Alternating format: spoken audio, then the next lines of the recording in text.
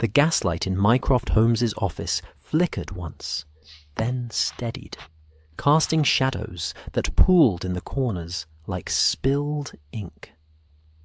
Outside, the November dusk had thickened into proper darkness, and the rumble of carriage wheels on wet cobblestones drifted up from Pall Mall 3 stories below, a rhythm as steady as a heartbeat.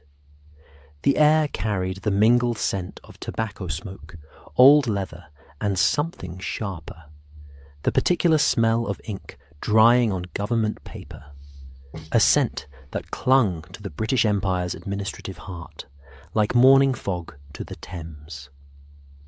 Mycroft sat perfectly still behind his desk, a mountain of a man in an age that admired both physical and intellectual vastness. His fingers, surprisingly delicate for their size, held a telegram dated 3 days prior, delivered from Constantinople. He had read it 17 times. Not because its contents puzzled him, quite the opposite, but because it had arrived precisely 3 minutes after his own dispatch too. The Foreign Office had been sent to Malta. 3 minutes. A coincidence, perhaps. The world ran on steam and wire now, and timing could be uncertain, elastic, subject to the whims of weather and human error. But Mycroft Holmes did not believe in coincidences, especially not ones that repeated themselves with the regularity of a Swiss timepiece. He set down the Constantinople telegram and picked up another, this one from Berlin. It too had arrived just after. 4 minutes this time. A British response had been dispatched. And here, a third from Vienna, bearing the same impossible timing, as if the sender had known what answer to expect before the question had fully formed. The office around him was a monument to orderly thought. Shelves lined every wall, burdened with ledgers bound in sombre colours, maroon, forest green, navy blue, each spine labelled in Mycroft's own meticulous hand. Maps hung between the shelves, some showing the familiar shapes of Europe, others depicting railway networks, shipping lanes, telegraph cable routes. A globe sat near the window, its surface marked with tiny pins in various colours, a constellation of British interests scattered across continents. The desk itself was clear, save for the lamp, an ivory pen holder, and the stack of telegrams that had occupied Mycroft's entire afternoon. Beyond the window, London settled into its evening routines. Lamplighters moved through the streets below, touching flame to gas and creating small blooms of light that pushed back the darkness in measured intervals. Somewhere a clock chimed 6, the sound muffled by distance and fog. The city was preparing for night, wrapping itself in coal smoke and mist. But Mycroft's work recognized no such boundaries between day and darkness. The Empire, he often reflected, never truly slept. It merely changed shifts. He rose from his chair with the deliberate care of a man who moved only when movement served a clear purpose, and crossed to the map of Europe. His finger traced a line from London to Constantinople, then to Berlin, then Vienna. 3 points of a triangle, 3 cities where British interests tangled with those of a half-dozen other powers, each one playing the great game of influence and information. And somewhere in this triangle, someone was reading British cables before they reached their intended recipients, or perhaps reading the minds of those who wrote them. The thought was not melodramatic. Mycroft dealt in facts, in patterns, in the small discrepancies that revealed larger truths. For 6 weeks now, dispatches had been arriving too late by minutes, never hours, never so late as to raise obvious alarm, but consistently, persistently too late. And in that gap of minutes, decisions had been made on the continent, that suggested foreknowledge of British intentions. A trade negotiation in Hamburg collapsed before the British negotiator arrived. A naval movement near Gibraltar prompted a Spanish response that should have taken days to organize, but appeared within hours. Small things, irritations, the kind of friction that could be explained away by bad luck or poor timing. Except that Mycroft Holmes had spent 20 years in Her Majesty's service learning to distinguish bad luck from enemy action, and this pattern had the shape of something deliberate, something designed. He returned to his desk and opened a drawer, withdrawing a leather-bound notebook. Inside, in his cramped, efficient handwriting, he had catalogued every anomaly of the past 6 weeks. Dates, times, subjects, recipients, origins. When laid out in columns, the pattern became clearer. The leaks, if indeed they were leaks, clustered around 3 departments: the Foreign Office, which handled diplomatic correspondence, the Admiralty, which coordinated naval movements, and the Colonial Office, which managed the sprawling apparatus of empire administration. 3 departments, hundreds of clerks, thousands of documents per week. Finding a leak in such a system was akin to finding one specific raindrop in a London downpour. The gaslight flickered again. Mycroft glanced at it with mild irritation. The building was old, a converted townhouse that had been absorbed into governmental use during the Crimean War and never quite properly modernized. The gas pressure fluctuated. The heating was erratic. The stairs creaked like tortured souls. But it was quiet, tucked away from the grand facades of Whitehall, and Mycroft valued privacy over comfort. Here, in this shabby office that appeared in no official directory, he could think without the weight of watching eyes. A knock at the door interrupted his thoughts. 3 taps, a pause, then 2 more. The code of his private secretary, Jameson, a hollow-chested man of 40 whose loyalty was absolute and whose discretion was legendary.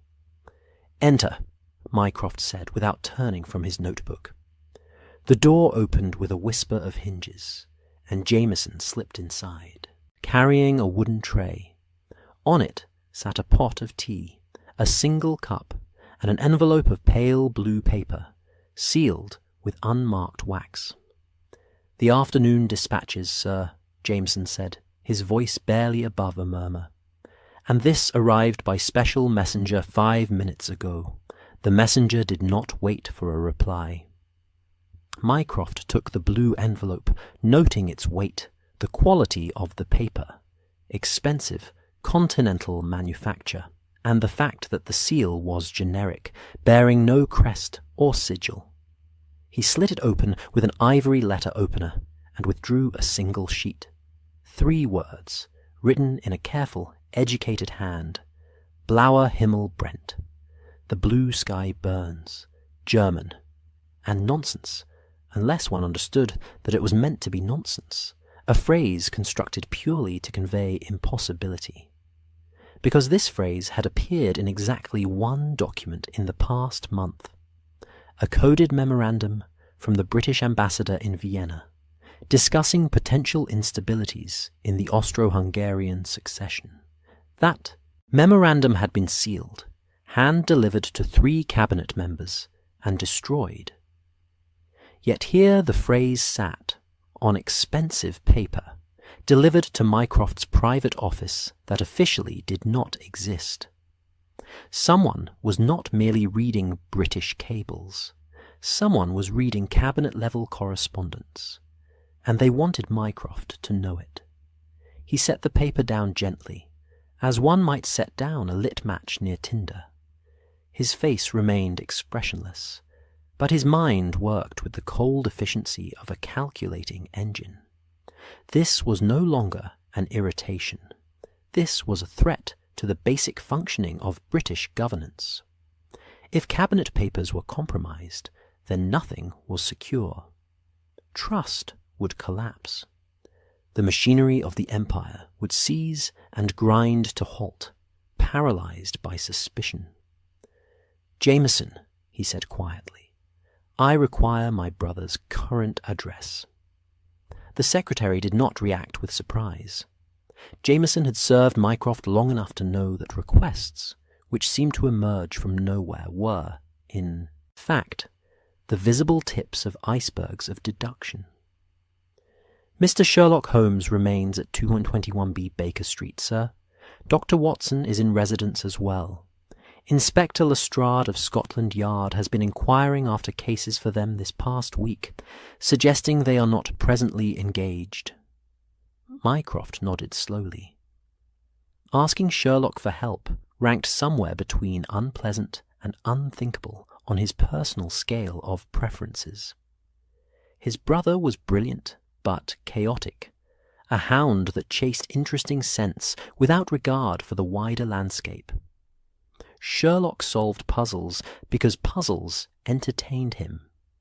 Mycroft solved problems because problems threatened the orderly function of civilization. But this problem required something Mycroft could not provide: the ability to chase human detail through the streets of London, to observe and deduce from the small chaos of individual lives. Mycroft's battlefield was paper and policy. He needed someone who could walk into drawing rooms and dockside taverns, who could watch a man's hands shake over morning tea and deduce his guilt from the pattern of the tremor. He needed Sherlock, much as it pained him to admit it. "Send word to Baker Street," Mycroft said. "Tell my brother I will call him tomorrow morning at 10. Tell him to clear his schedule." "Very good, sir." Jameson withdrew, silent as a ghost, leaving Mycroft alone with his telegrams and his thoughts. Outside, the fog had thickened, pressing against the window panes like something alive and curious. The street lamps below became soft halos of light, their edges blurred, their glow muted. London at night was a different creature than London by day, quieter, more secretive, full of whispers and shadows. Mycroft poured himself tea, the motion automatic, soothing. The liquid was black and strong, the way he preferred it, with no sugar or milk to soften its edge. He drank and considered his next moves with the calm precision of a chess master, planning 12 moves ahead. He would need to divide the investigation. One front would be his, the bureaucratic machinery, the paper trails, the systematic analysis of who had access to what information and when. He would set traps, false information planted in strategic locations, marked subtly so that when it emerged elsewhere, its path could be traced. He would turn the government's own ponderous systems into a net, tightening slowly around the leak until it had nowhere left to flow. The other front would be Sherlock's. The human element, the translators and clerks and messenger boys, the network of ordinary people through whom secrets passed, like water through cupped hands. Somewhere in that human stream was the Lex source, or perhaps multiple sources. Individuals who might not even know they were being used. And there would be Watson, loyal and steady, providing the grounding that Sherlock often lacked. And Lestrade, representing official authority, was able to make arrests and conduct searches that a consulting detective and an unofficial government advisor could not. It was not an ideal arrangement. Mycroft preferred to work alone, to control every variable, to move pieces across the board with perfect knowledge of their positions. But this case had already demonstrated that his usual methods were insufficient. The enemy, and he thought of them now explicitly as an enemy, was operating inside systems Mycroft thought secure. They had penetrated deeper than he had imagined possible. That meant adapting. That meant collaboration, distasteful as it might be. The tea had gone lukewarm. Mycroft set down the cup and returned to his notebook, adding the blue envelope and its 3-word message to his catalogue. Then he began drafting a memorandum, outlining the case in careful, factual terms that revealed enough to enlist aid, but not so much as to compromise what few secrets remained secure. The clock struck 7. The fog outside had become complete, a grey wall that erased the city from view. Somewhere in that fog, the leak was operating, passing information to handlers who passed it onward to foreign powers who used it to outmaneuver British interests with devastating precision. But Mycroft Holmes had fought invisible wars before. He had unravelled conspiracies that existed only as patterns in ledgers, had broken organisations that had no names and left no traces beyond the smallest inconsistencies in timing and procedure. This enemy had made one critical mistake. They had revealed themselves to him. Not their identity, not their methods, but their existence. And now that Mycroft knew they were there, hidden in the machinery of government, like a gear that ground slightly wrong, he would dismantle that machinery piece by piece until he found them. Outside, London slept its uneasy sleep, the sleep of an empire that dreamed of its own permanence, even as the world shifted beneath it. Inside, in a forgotten office in an unmarked hall, Mycroft Holmes prepared for war. It would be a quiet war, fought with paper and patience. But it would be war none the less. The fog had not lifted by morning. It clung to Baker Street like a stubborn guest, muffling the clatter of hooves and the cries of street vendors into something soft and distant. Through the windows of 221B, the world appeared as a watercolour painting left out in rain, all edges blurred, all colours muted to shades of grey and pale yellow where gaslight struggled against the gloom. Sherlock Holmes stood at those windows in his dressing gown, a garment of purple silk that had seen better days, watching the fog with the intensity of a man reading a particularly engrossing book. His long fingers were steepled beneath his chin, and his dark eyes tracked movements in the street below. A postman, a hansom cab, a woman with a basket, as if each pedestrian were a character in a story only he could decipher. Behind him, the sitting room was its usual organised chaos. Papers covered every surface. Breakfast things remained on the table, largely untouched. A chemistry apparatus occupied one corner, beakers and burners arranged in a configuration that suggested ongoing experimentation. The air smelled of tobacco smoke, old coffee, and something faintly acrid that Dr. John Watson had learned not to inquire about too closely. Watson himself sat in his customary armchair, the morning paper open before him, though he had read the same paragraph 3 times without absorbing a single word. His attention kept drifting to his friend, to the unusual stillness that had possessed Holmes since breakfast. It was not the stillness of boredom. That variety came with sprawled limbs and dramatic sighs, but rather the stillness of a cat that has spotted movement in tall grass. "You're expecting someone," Watson said finally, abandoning the pretense of reading. Holmes did not turn from the window. "Mycroft sent word last night. He will arrive at 10 o'clock. "Your brother?" Watson sat up, straighter. His interest genuinely piqued now. Mycroft Holmes was a rare visitor to Baker Street, and his appearances invariably heralded cases of unusual delicacy or governmental complexity. "What does he want?" something he cannot accomplish himself, which narrows the possibilities considerably. Holmes glanced at the clock on the mantelpiece. He will be precisely on time, having departed his lodgings at 9:37 to account for fog-related delays. He will be irritable from the exertion of the journey, though he will disguise it as general displeasure with the world. And he will present his case as if doing me a favour by offering it, when in fact he is in desperate need of assistance he cannot admit to requiring. Watson smiled despite himself.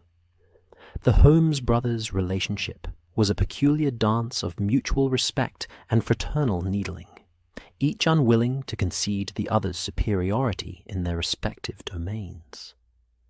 You deduce all that from a simple message? I deduce it from 20 years of fraternal observation. Mycroft visits Baker Street only when circumstances force his hand. He dislikes exertion, he dislikes disorders, he dislikes anything that disrupts the smooth functioning of his carefully ordered existence. Holmes finally turned from the window, his hawk-like face animated with something approaching amusement. Therefore, whatever brings him here is both urgent and impossible to resolve through his usual methods of bureaucratic manipulation. The clock struck 10 with a soft chime. Before the last note had faded, footsteps sounded on the stairs, heavy, measured, ascending with the steady determination of an ocean liner navigating calm seas. Mrs. Hudson's voice called up from below, announcing Mr. Mycroft Holmes, though the announcement was largely ceremonial, given that Mycroft was already at the landing. The door opened, and Mycroft filled the doorframe with the physical presence of a man built on a grander scale than ordinary mortals. Where Sherlock was lean and angular, all sharp edges and nervous energy, Mycroft was massive and still, a boulder among pebbles. His face was broader, his eyes paler, his entire bearing that of someone accustomed to being the largest and most intelligent person in any given room. He entered without waiting for invitation, his grey eyes sweeping across the sitting-room's disorder with visible distaste. "Good morning, Sherlock. Dr. Watson." He nodded to each in turn, then settled himself into the sturdiest chair with the careful deliberation of a ship dropping anchor. "I trust you received my message." "I did," Sherlock said, returning to his position by the window. "Though I confess surprise at the personal visit. Usually you simply send cryptic notes and expect the world to rearrange itself accordingly. Usually the matter at hand does not involve potential threats to Her Majesty's government." Mycroft's voice was mild, but Watson caught the steel beneath the velvet. This was not social pleasantry. This was business of the most serious kind. Sherlock's posture changed infinitesimally, a subtle shift that Watson recognized as heightened attention disguised as casual interest. "Threats. How dramatic. I assume you mean beyond the usual incompetence and petty corruption that characterizes Whitehall on any given Tuesday." "I mean," Mycroft said with exaggerated patience, "that for the past 6 weeks, sensitive government communications have been compromised. Information that should be secure is appearing in the hands of foreign powers with alarming regularity. Diplomatic initiatives fail before they begin. Naval movements prompt responses that should require days to organize but materialize in hours. Someone is reading our dispatches, Sherlock, and they are doing so with remarkable efficiency." The room fell quiet. Even the sounds from the street seemed to recede, as if London itself were leaning in to listen. Watson set aside his newspaper entirely, his military instincts recognizing the gravity in Mycroft's tone, Sherlock moved from the window to the chemistry apparatus, his fingers absently adjusting a burner that needed no adjustment. A leak, then. Hardly unprecedented. Governments leak information the way roofs leak rain, constantly and through the smallest cracks. "This is not a crack," Mycroft said. "This is systematic, deliberate, and it operates at the highest levels. 3 days ago, I received a message containing a phrase that appeared in exactly one document. A sealed cabinet memorandum seen by only 3 individuals, all of whom I would trust with my life. Yet there it was, written on expensive paper and delivered to my private office as if the sender were leaving a calling card." Now Sherlock turned fully, his dark eyes alight with the particular gleam Watson knew well. It was the look of a hound that had caught an interesting scent, the look that preceded days of feverish activity and nights without sleep. "Show me." Mycroft withdrew a leather wallet from his coat and extracted the blue envelope. He passed it to Sherlock without ceremony. "The phrase is German, Blauer Himmel brennt. The blue sky burns, meaningless in isolation, but it came from a memorandum discussing Austrian succession politics. The memorandum was hand-delivered, never transmitted by wire, and destroyed after reading." Sherlock examined the envelope with the care of a jeweller assessing a gem. He held it to the light, sniffed the paper, ran his fingers along the seal. "Continental manufacture. Expensive, but not rare. Available at a dozen London stationers who cater to embassy staff and foreign visitors. The handwriting is educated, controlled, deliberately anonymous, right-handed, accustomed to writing in multiple languages based on the slight variation in letter formation. The wax seal is generic, purchased rather than custom-made." He looked up. "This tells us our adversary has money, education, and access to diplomatic circles. It also tells us they want you to know they have penetrated cabinet-level security. This is not merely espionage. This is provocation." "Precisely my conclusion," Mycroft said, "which brings me to my request.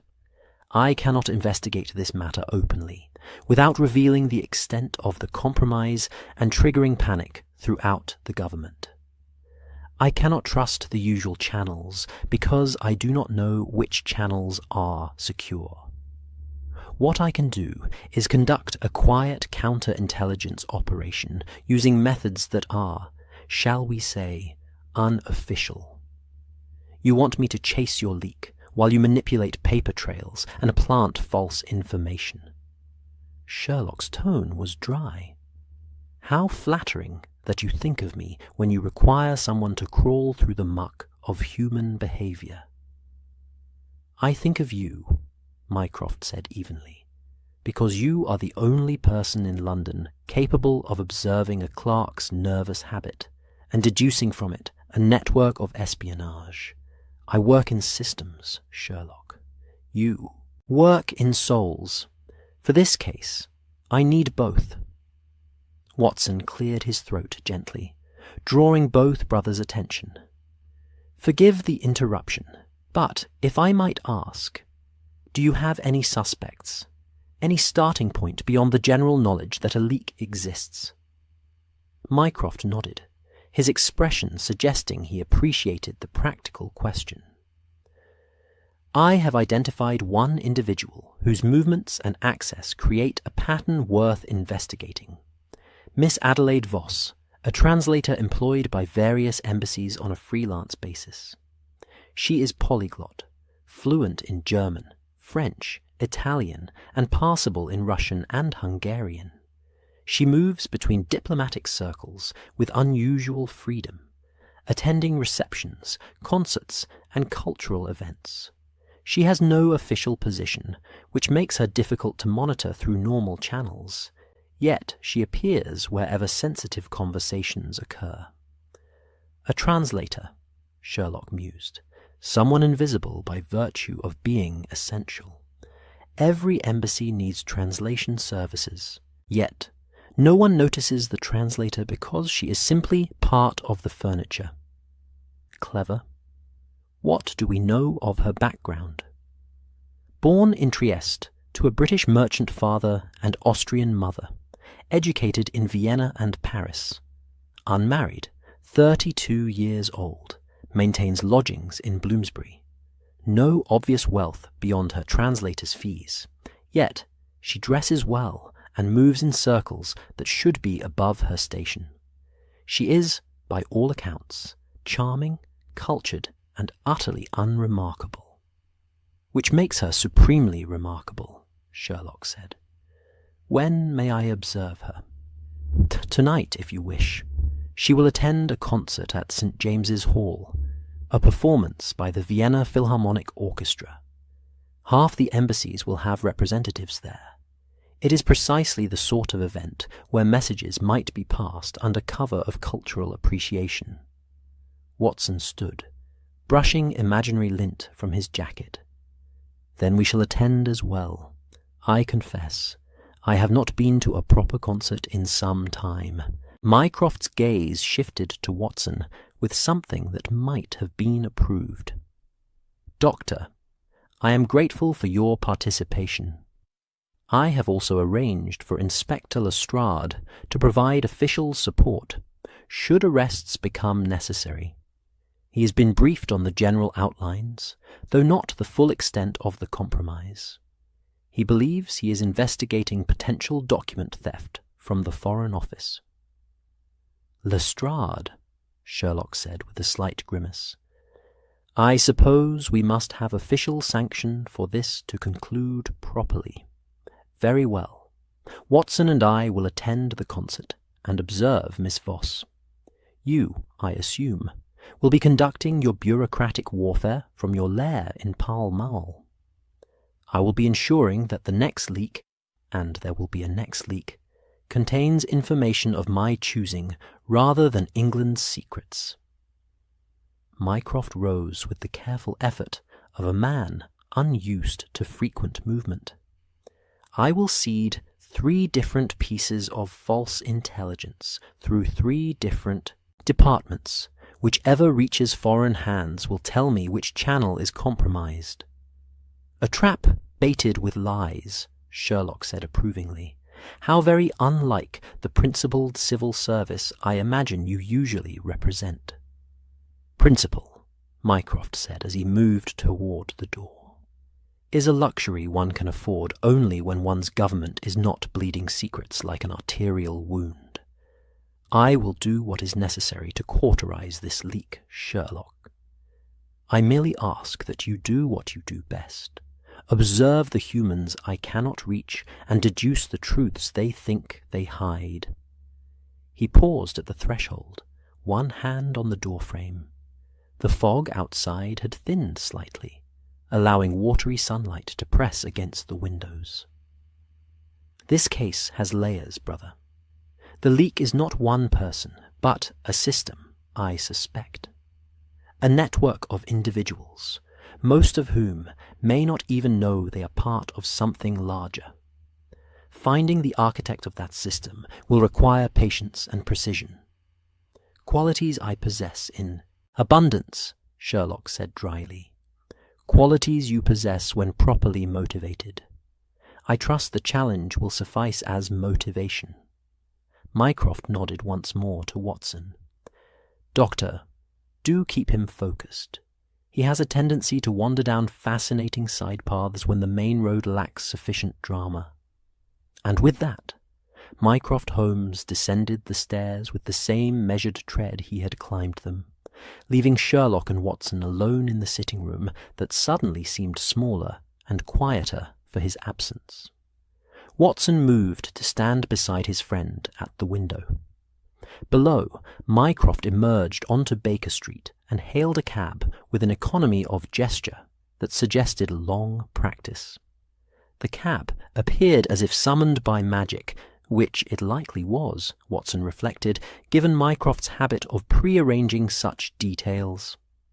"Well," Watson said as the cab pulled away into thinning fog, "it seems we have a case." Sherlock's smile was sharp and satisfied. "We have more than a case, Watson.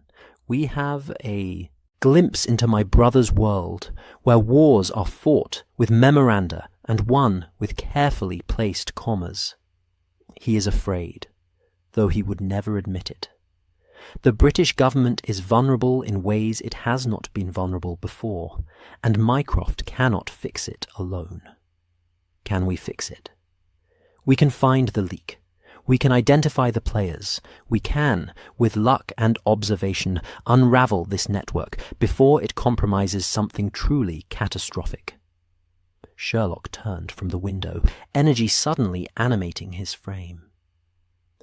"But first, we must prepare for a concert. I suggest you wear your best evening clothes, Watson. We are about to enter the peculiar world where diplomacy and culture intertwine, where every handshake might conceal a transaction and every conversation might be coded negotiation." Watson couldn't help but smile. "And here, I thought we were simply going to listen to music."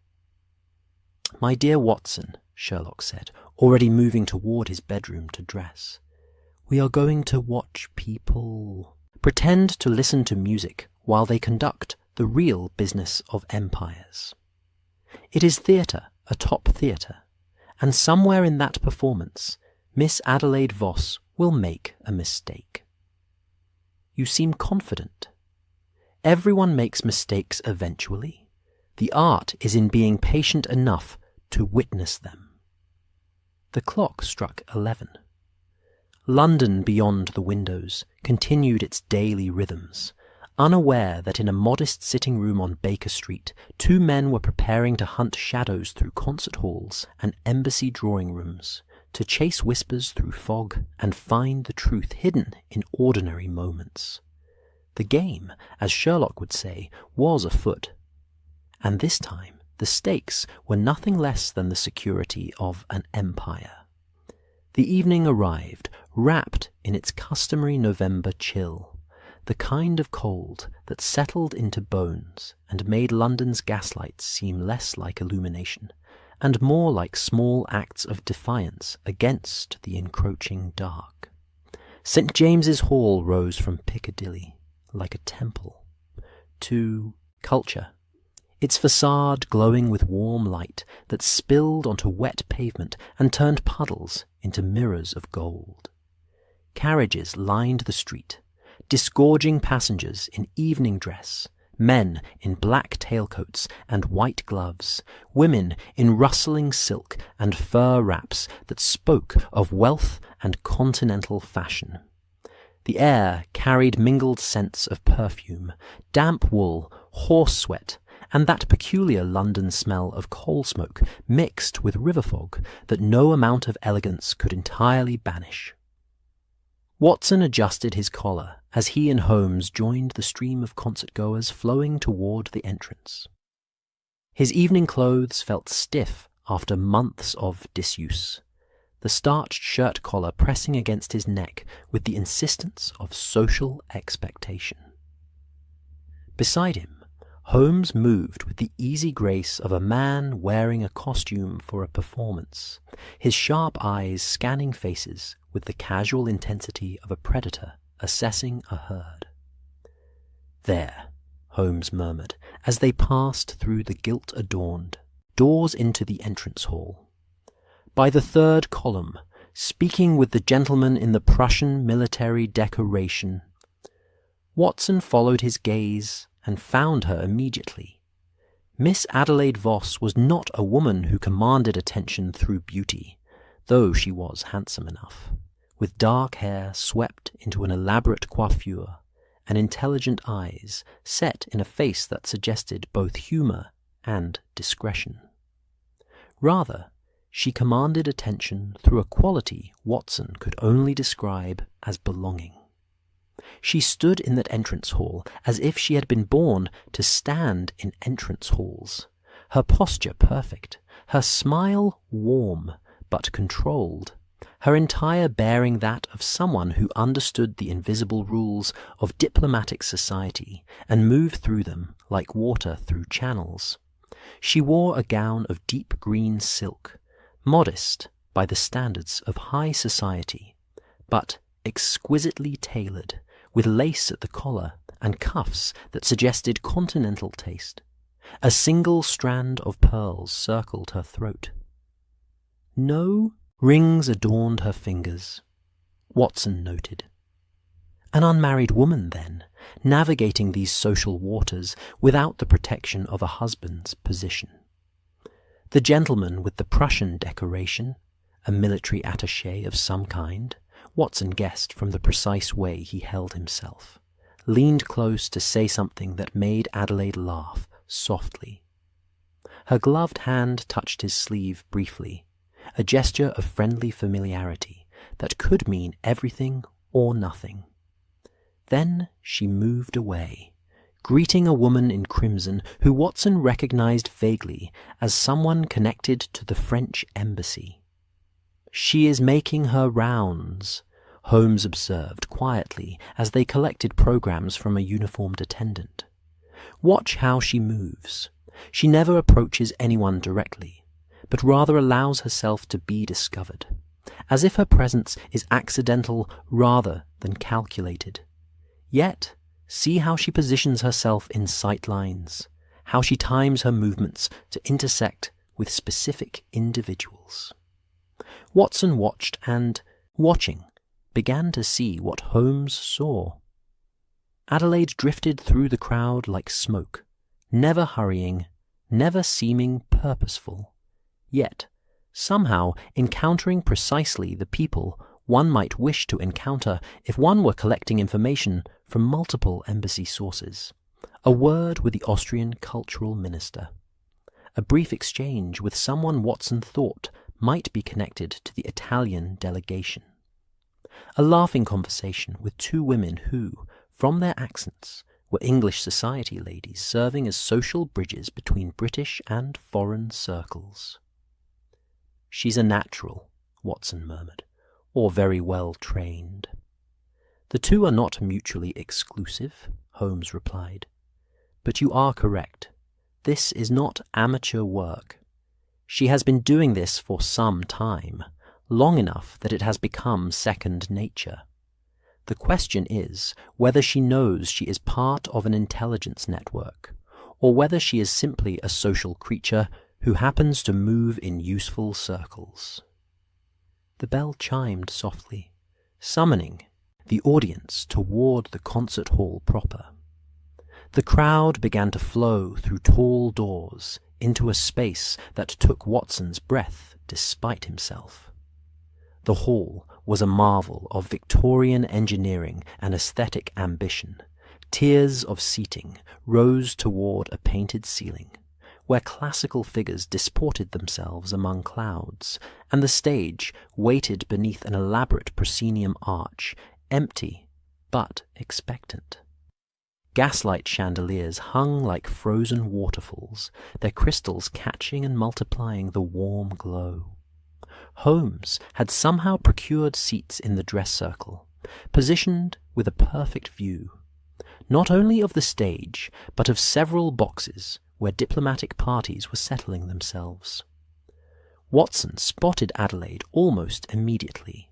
She was in a box to the left, part of a group that included the Austrian cultural minister and several others whose national allegiances Watson could only guess at. "Observe the box to our right," Holmes murmured, as the orchestra began filing onto the stage. The German commercial attaché and his wife, with two guests I do not recognize. Now, watch Adelaide. Watson watched. As the orchestra tuned, that peculiar chaos of sound that preceded order, Adelaide glanced casually toward the German box. The movement was so brief, so natural, that Watson almost missed it, but Holmes had seen, and Watson, following his friend's attention, saw what followed. The German attaché's wife lifted her program, tilted it slightly, then set it down on the edge of the box railing. A signal, Watson wondered, or simply a woman adjusting her program. The concert began with Beethoven, the familiar strains of the Fifth Symphony rising like a storm contained in melody. The audience settled into that peculiar stillness of people pretending to listen, while conducting a dozen silent conversations through glances and gestures. Watson tried to follow the music. He genuinely enjoyed Beethoven, but found his attention fractured between the orchestra's passion and the quieter drama unfolding in the boxes around them. During the first movement's quieter passages, when the music retreated to whispers, Watson saw Adelaide lean back in her seat and say something to the man beside her, the Austrian minister. The man nodded, rose, and slipped from the box with the casual air of someone seeking a refreshment or a moment's escape from the music's intensity. "She's sending him on an errand," Holmes breathed, so quietly Watson barely heard over the strings. "Or perhaps receiving one. Either way, our Austrian friend is now in play." The music swelled again, crashing toward its famous da-da-da-dum conclusion of the first movement.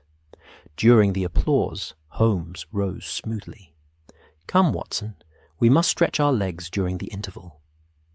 They made their way through the crowds gathering in the corridors and refreshment rooms, spaces that buzzed with conversation in multiple languages: English, German, French, Italian, all mixing in the particular linguistic soup of diplomatic London. Holmes moved with apparent aimlessness, but Watson recognized the pattern. They were following Adelaide, who had emerged from her box and was now accepting a glass of champagne from a waiter while chatting with the French embassy woman Watson had noticed earlier. Lestrade appeared at Watson's elbow with the sudden materialization of a stage ghost. The inspector had been assigned to watch the concert from the cheaper seats in the gallery, positioned to observe anyone entering or leaving the hall. He looked uncomfortable in his formal clothes, a bulldog squeezed into a collar meant for a greyhound. "Anything?" Holmes asked, without looking at him, his eyes still tracking Adelaide through the crowd. "3 men have come and gone since the concert started," Lestrade reported quietly, "all with the look of servants or messengers about them. Could be legitimate. People do send for carriages and such. But one of them had a package when he left that he didn't have when he entered. Description of the package: small, wrapped in brown paper. Could be anything from documents to someone's forgotten gloves." Holmes nodded slightly. "The Austrian minister left his box during the first movement. Did he appear in the corridor?" "Didn't see him, Mr. Holmes, but I can't watch all the exits from where I was positioned." "No matter. He will have returned by now, his errand complete." Holmes accepted a glass of champagne from a passing waiter, but did not drink, merely held it as a prop of social belonging. "Miss Voss is a facilitator, I think. She makes introductions, creates opportunities for others to meet and exchange information. The actual tradecraft happens around her, not through her directly. Very clever. If we arrest her, we gain one player but lose the view of the entire network." Watson watched Adelaide laugh at something her companion said, her face animated with genuine pleasure. It was difficult to imagine this charming woman as a spy, yet Watson had learned long ago that appearances were theatre, and truth lay in patterns of behaviour rather than surface presentation. The bell chimed again, calling the audience back for the second half of the concert. As the crowd began to flow back toward the hall, Watson saw something that made his pulse quicken. Adelaide had turned to accept her coat from an attendant, and as she did, her hand brushed against that of a man passing behind her. A brief contact, so fleeting it might have been accidental. But the man's hand, Watson noticed, had been closed when he approached. When he moved away, his fingers were slightly open, as if something small had passed between them. "Holmes," Watson murmured. "I saw," Holmes replied. "The gentleman in question is a translator for the Belgian embassy. He and Miss Voss have just conducted what our theatrical friends would call a brush pass, exchanging items while appearing to accidentally touch. The question is, what was exchanged, and in which direction?" They followed at a discreet distance as the crowd returned to their seats. The second half of the concert was Wagner, more emotionally demanding, less structured than Beethoven, full of surging passion and Nordic mythology translated into orchestral colour. Watson found it impossible to concentrate. His attention kept drifting to Adelaide's box, where she sat apparently absorbed in the music, her face reflecting the gaslight's warm glow, her expression one of cultured appreciation. Yet, during the quieter passages, Watson saw her hands move in her lap, subtle adjustments to her gloves, the fold of her programme. Were these signals, or simply the nervous gestures of anyone sitting still for too long? The concert concluded with thunderous applause. The conductor bowed, the orchestra rose, and the audience began the slow process of retrieving coats and calling for carriages. Holmes moved quickly through the crowd, positioning himself near the exit, where Adelaide would have to pass. She emerged in a cluster of her Austrian companions, still laughing at some shared jest, her face flushed with pleasure and the warmth of the crowded hall. As she passed Holmes and Watson, close enough that Watson could smell her perfume, something light and floral with a hint of citrus, she stumbled slightly, as if her heel had caught on the carpet. The Austrian minister steadied her with a hand to her elbow. "Careful, my dear Miss Voss." "How clumsy of me," she said with a rueful smile. "Too much champagne and not enough attention to where I place my feet." But Holmes, Watson saw, was staring at the spot where she had stumbled. His expression was that of a man who has seen something significant, hidden in something ordinary. They waited until Adelaide and her party had collected their coats and departed into the night, a cluster of dark figures absorbed by fog and gaslight. Then Holmes knelt, quick as thought, and retrieved something from the carpet where Adelaide had stumbled. It was a concert programme, folded precisely in thirds. Holmes opened it carefully. Inside, in pencil so light it was barely visible, someone had written a series of numbers, 47, 12, 3, 89. "A code," Watson said, "or a reference system," Holmes replied, pocketing the programme. "Page numbers, perhaps, or grid coordinates, or simply a message that means nothing without the key to decode it." He straightened, his eyes bright with the particular excitement of a puzzle presenting itself. But Miss Voss did not drop this by accident. She stumbled deliberately, ensuring it would fall precisely where someone following her would find it. The question is whether that someone was meant to be us, or someone else entirely. Lestrade rejoined them as the hall emptied around them, the gaslights being dimmed one by one, the space returning to shadow and silence. "What now, Mr. Holmes?" "Now we follow different threads and see where they lead," Holmes said. "Inspector, I need you to watch the docks tomorrow morning, early, before dawn. I suspect our Belgian translator will be making a journey, and I wish to know where he goes and what he carries. The docks?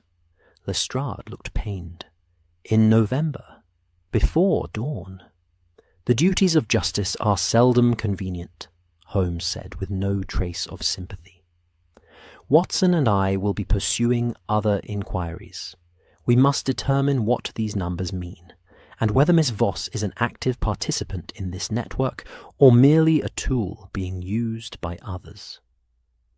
They emerged into the night, where fog had reasserted itself with renewed vigour, turning Piccadilly into a dreamscape of muffled sounds and ghostly lights.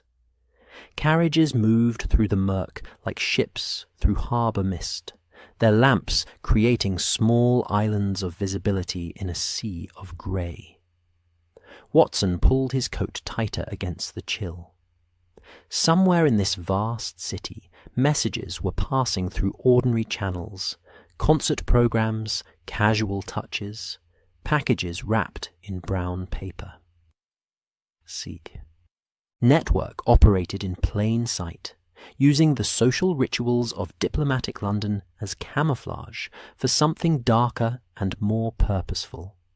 And somewhere, Mycroft Holmes sat in his office on Pall Mall, planting false information and waiting to see which lies would sprout in foreign soil, which channels would carry his poisoned truths to enemy hands. The game had begun in earnest.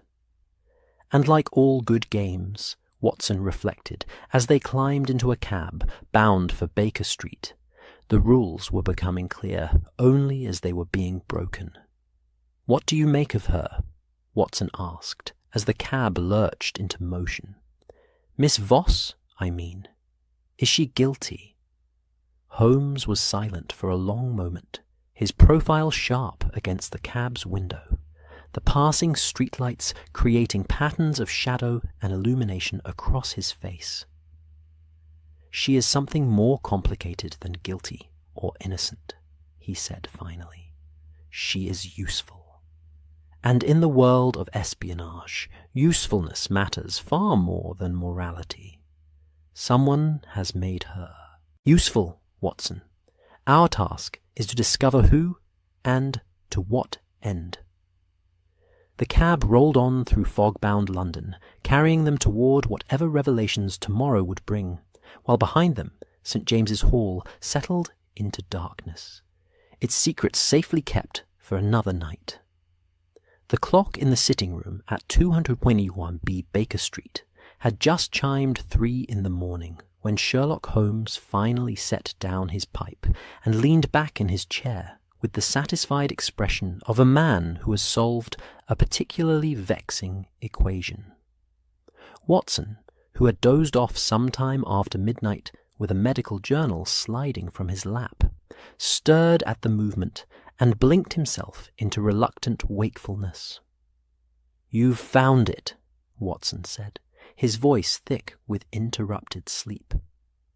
"I have found several things," Holmes replied, gesturing to the papers spread across the table before him like the scattered pieces of a jigsaw puzzle awaiting assembly.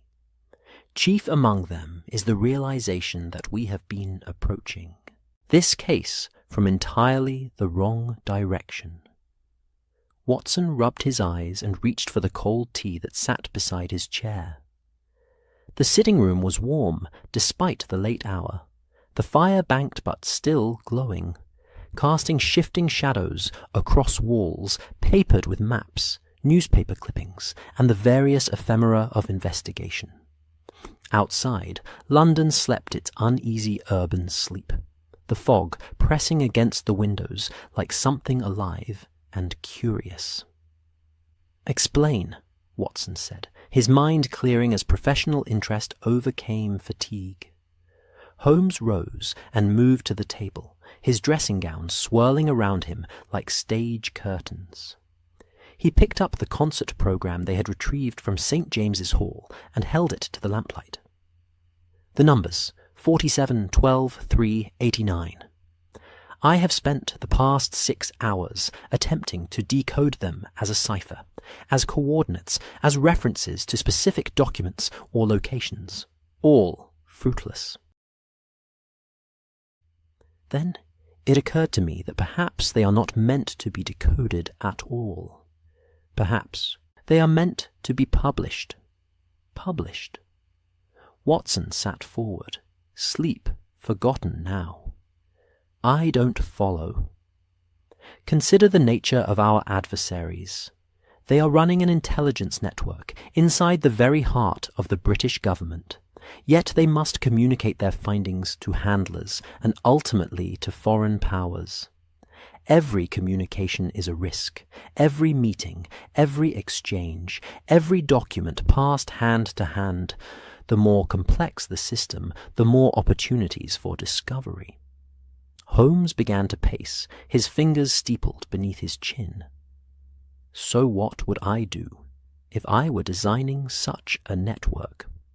I would use a system that operates in plain sight, where messages are hidden not through encryption, but through obscurity, where the medium of communication is so ordinary that no one would think to monitor it.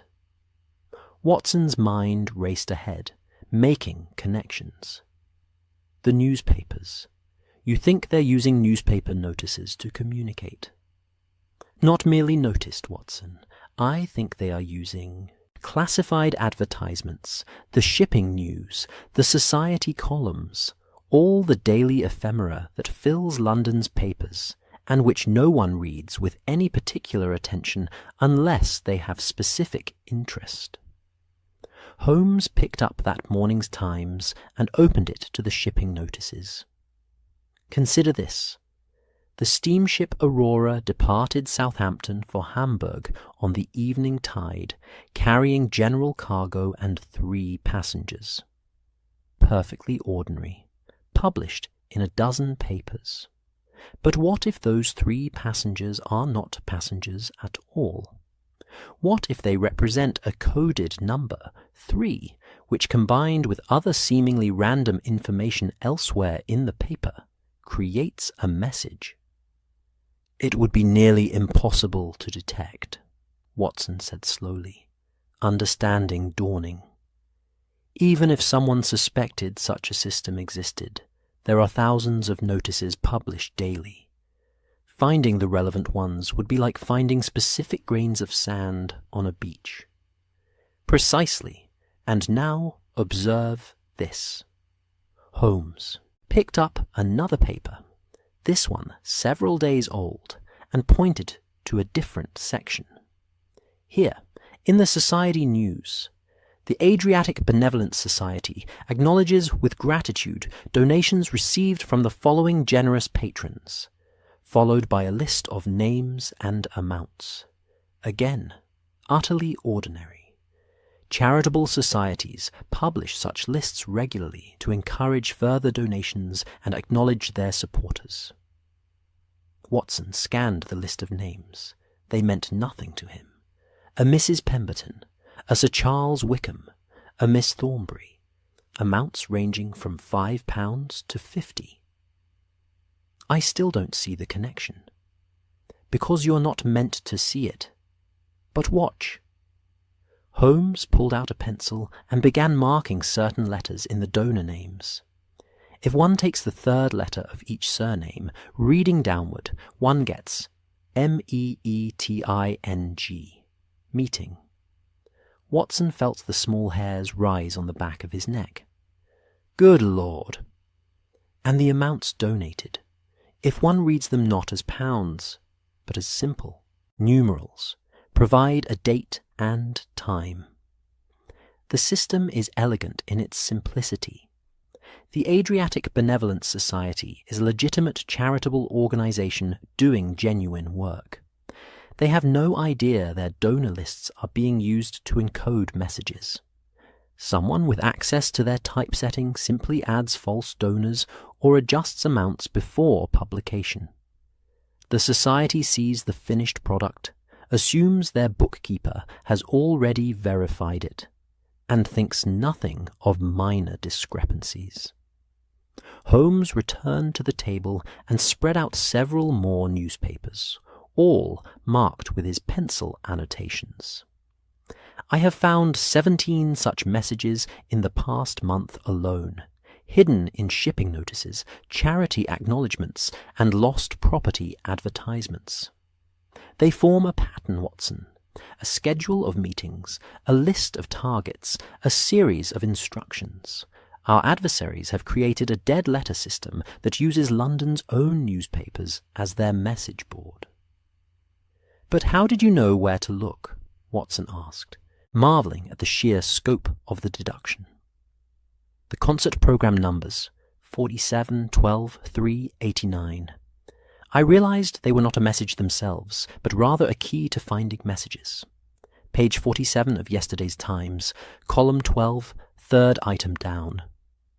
89 could be a date, August 9th, or it could be a verification code. Once I understood that, I began searching systematically through recent newspapers for patterns in specific positions, and the messages revealed themselves like invisible ink exposed to flame.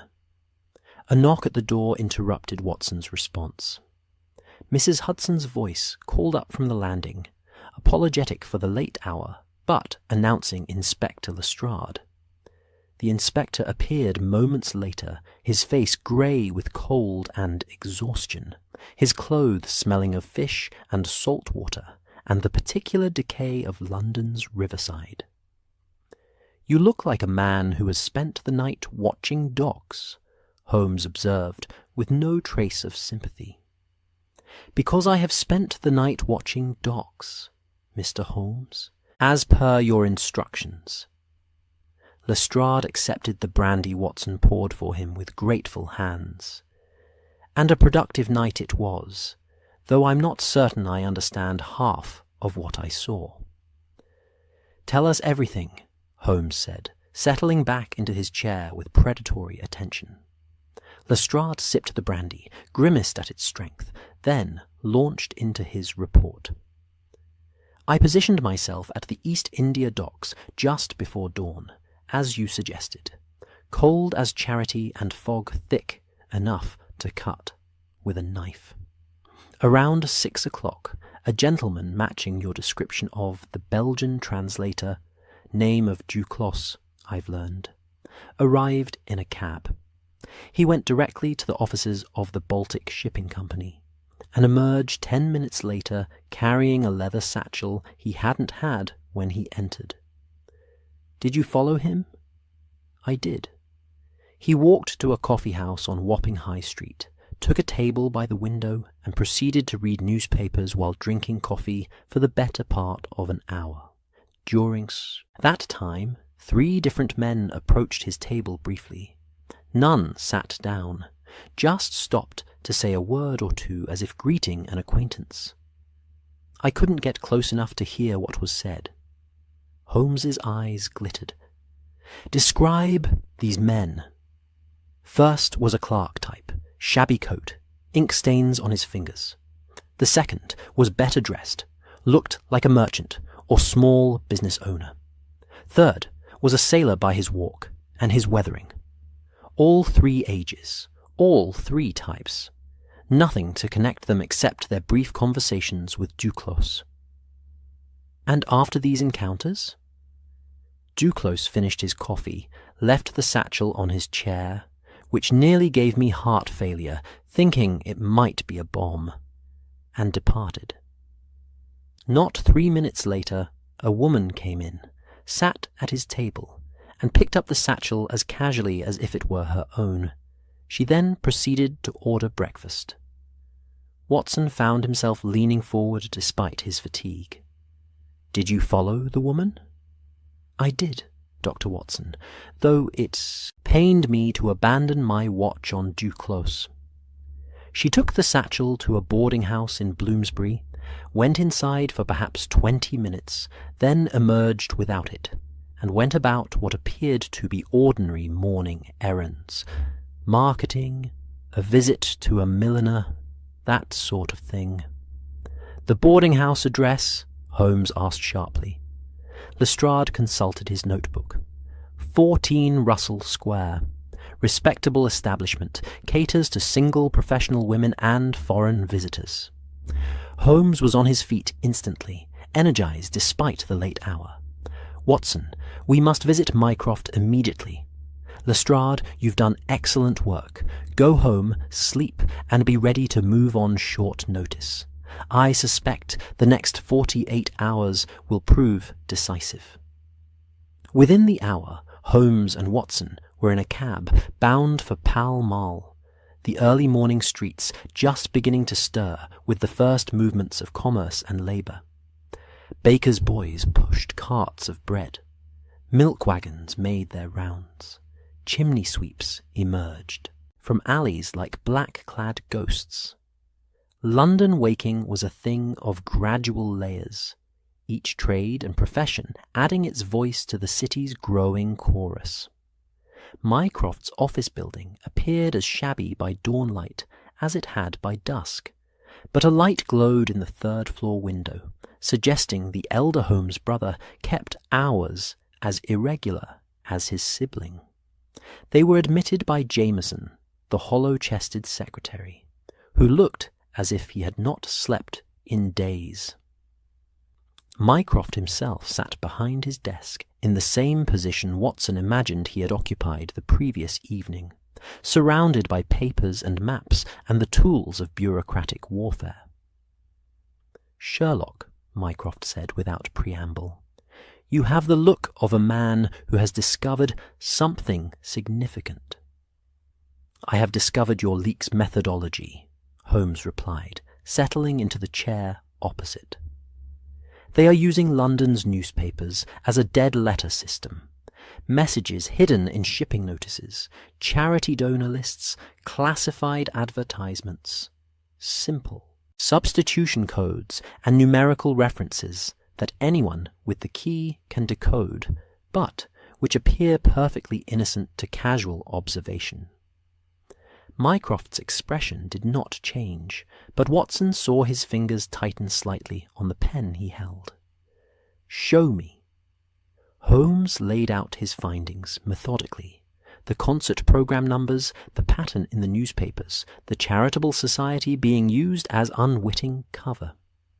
Mycroft listened without interruption, his pale eyes tracking across the marked newspapers, his mind clearly racing ahead to implications and countermeasures.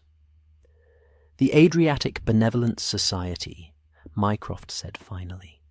"I know the organization. Legitimate charitable work, established 15 years ago, supported by minor nobility and wealthy merchants. Their secretary is a man named Pemberton, Thomas Pemberton, 43 years old, a career civil servant before he took the charitable position." "Pemberton," Holmes repeated. "Watson, did you not note that name in the donor list?" Watson scanned the marked newspaper. "Mrs. Pemberton donated £10. "His wife, perhaps," Mycroft said slowly. "Or a false entry. Either way, the connection is suggestive." He rose and moved to one of his maps, finger-tracing invisible lines. "If Pemberton has access to the Society's typesetting before publication, he could insert false donors or adjust figures without anyone noticing. The Society's bookkeeper would assume the printer had made minor errors. The printer would assume the bookkeeper had provided the correct information. In the gap between assumptions, messages could be inserted. And once published in the Times or the Telegraph," Holmes continued, "anyone with access to London newspapers, which is to say, anyone, could read the messages. Foreign embassy staff, visiting dignitaries, even agents operating from abroad who receive papers by regular post." Mycroft returned to his desk and pulled out a fresh sheet of paper. "The boarding house in Bloomsbury, 14 Russell Square. I know this establishment as well. It houses several foreign translators and cultural attachés, including—" He paused, his pen hovering. "Including Miss Adelaide Voss." The pieces were assembling themselves into a picture, Watson realized. Not a simple portrait of guilt and innocence, but rather a complex tapestry where ordinary people and ordinary institutions were being woven into something darker without their knowledge or consent. "We are not looking for a master spy," Holmes said quietly. "We are looking for an architect who has built a machine from ordinary components, none of which appear suspicious in isolation. Pemberton provides the communication channel. Duclos serves as a cutout, receiving and distributing materials without understanding their significance. Adelaide Voss moves through diplomatic circles, creating opportunities for brief encounters and exchanges. Each thinks they are performing minor favors or conducting routine business. None sees the whole system. Except the architect," Mycroft said. "Somewhere in this network is the mind that designed it, the person who recruited these players and set them in motion. That is who we must find. And quickly," Holmes added, "because if I have decoded their system, others might as well. Or worse, if they suspect we are investigating, they will simply abandon this network and build another. We must force them to reveal themselves before they can disappear." Mycroft smiled, a thin expression without humour. "Forcing revelation is precisely what I have been arranging. I have planted 3 pieces of false intelligence in 3 different departments, each one damaging enough to provoke action if it reaches foreign hands, but each one false enough that acting on it will expose the leak. The trap is baited, Sherlock. Now we must wait to see which prey takes which bait." Outside, dawn had fully broken, washing Pall Mall in pale grey light that turned the fog silver. London was awake now, fully engaged in its daily business, unaware that in a shabby office overlooking its streets, 2 brothers were preparing to spring a trap that would determine whether the Empire's secrets remained secure or whether the quiet war of intelligence would claim another casualty. Watson looked between the 2 Holmes brothers, one dark and intense, the other massive and still, and felt the peculiar privilege of witnessing genius in collaboration. They were so different in temperament and method, yet together they created something greater than either could achieve alone. Sherlock's restless brilliance, combined with Mycroft's patient orchestration, formed a weapon of remarkable precision. "What now?" Watson asked. "Now," Mycroft said. "We wait for the enemy to make their move, and when they do, we will be watching every channel, every newspaper, every message board they have created. The dead letter system they built to hide their communications will become the very trap that catches them." "And in the meantime?" Holmes asked. "In the meantime, I suggest you both get some sleep. The endgame approaches, and when it does, I will need you sharp and ready. The next 48 hours will determine whether we win this war or merely postpone our defeat." They departed into morning London, leaving Mycroft to his papers and his plans. The city around them hummed with ordinary life, vendors calling, horses clopping, the great machine of empire grinding forward with its usual confident momentum.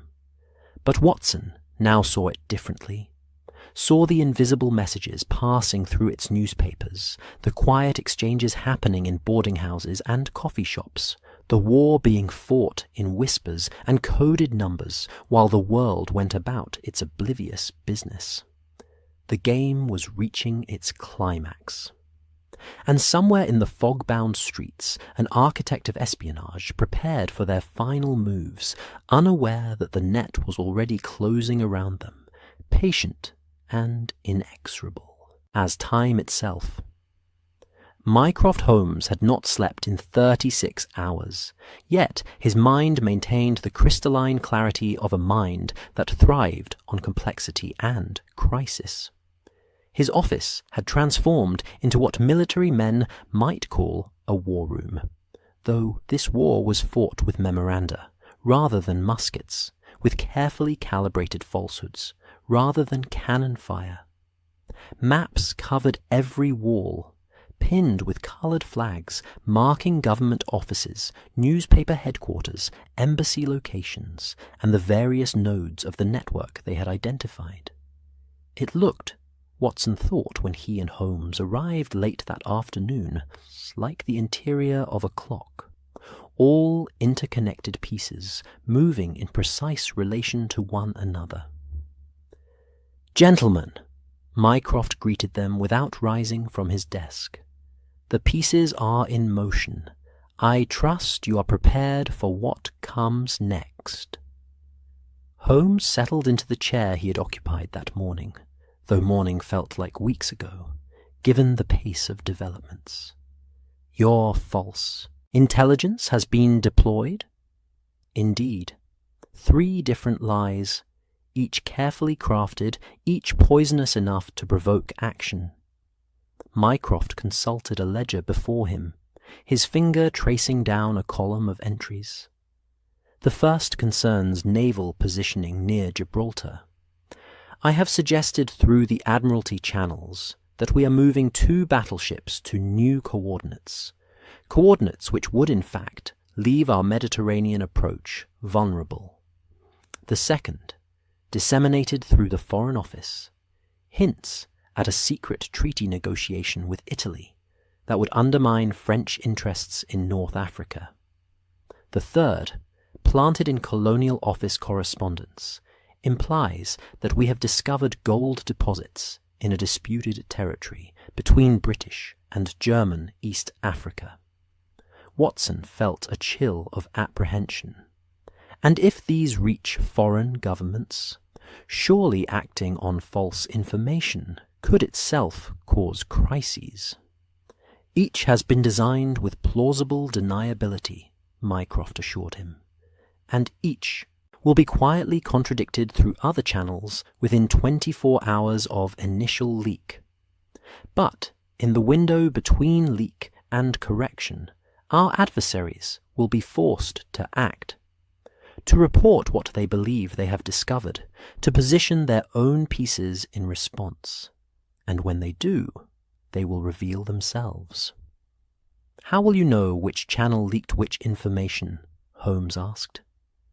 Mycroft's smile was that of a master strategist surveying a board where all variables were controlled. "Because I have marked each piece of false intelligence with subtle variations, different phrasing, different numerical specifics, different supporting details. When the information emerges, I will know exactly which version leaked and therefore which channel carried it. I have in essence created 3 different keys, each of which will unlock a different door. Whichever door opens will tell me where the leak originated." He rose and moved to the window, where afternoon light struggled, through fog that had grown thicker as the day progressed. "I have also positioned observers at every critical junction. Clerks I trust implicitly are watching document movements in the 3 departments.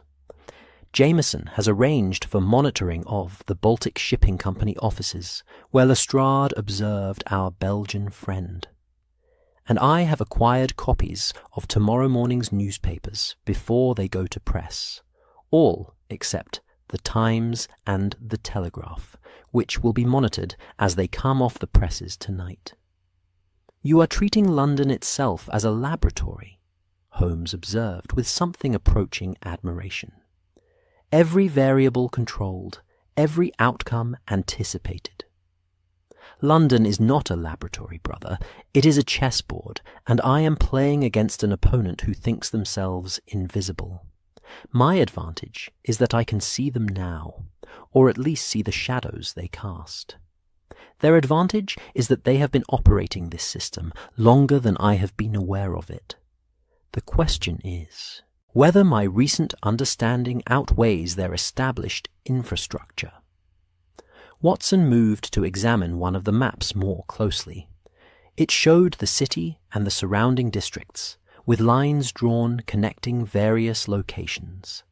The Adriatic Benevolent Society offices in Cheapside, the boarding house on Russell Square, the Baltic Shipping Company docks, various embassy buildings, newspaper headquarters.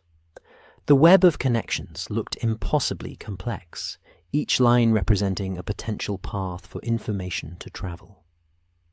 "What of Miss Voss?" Watson asked. "And Pemberton? Are they under surveillance?" "Discreetly," Mycroft replied. "Too obvious a watch, and they will simply cease activity. But Lestrade has men positioned to observe their movements. Miss Voss left her lodgings this morning and spent 2 hours at the British Museum reading room, a perfectly innocent activity for a translator and scholar. Pemberton has been at the Adriatic Benevolent Society offices all day, apparently working on correspondence for their next donor circular." "Which will contain messages," Holmes said.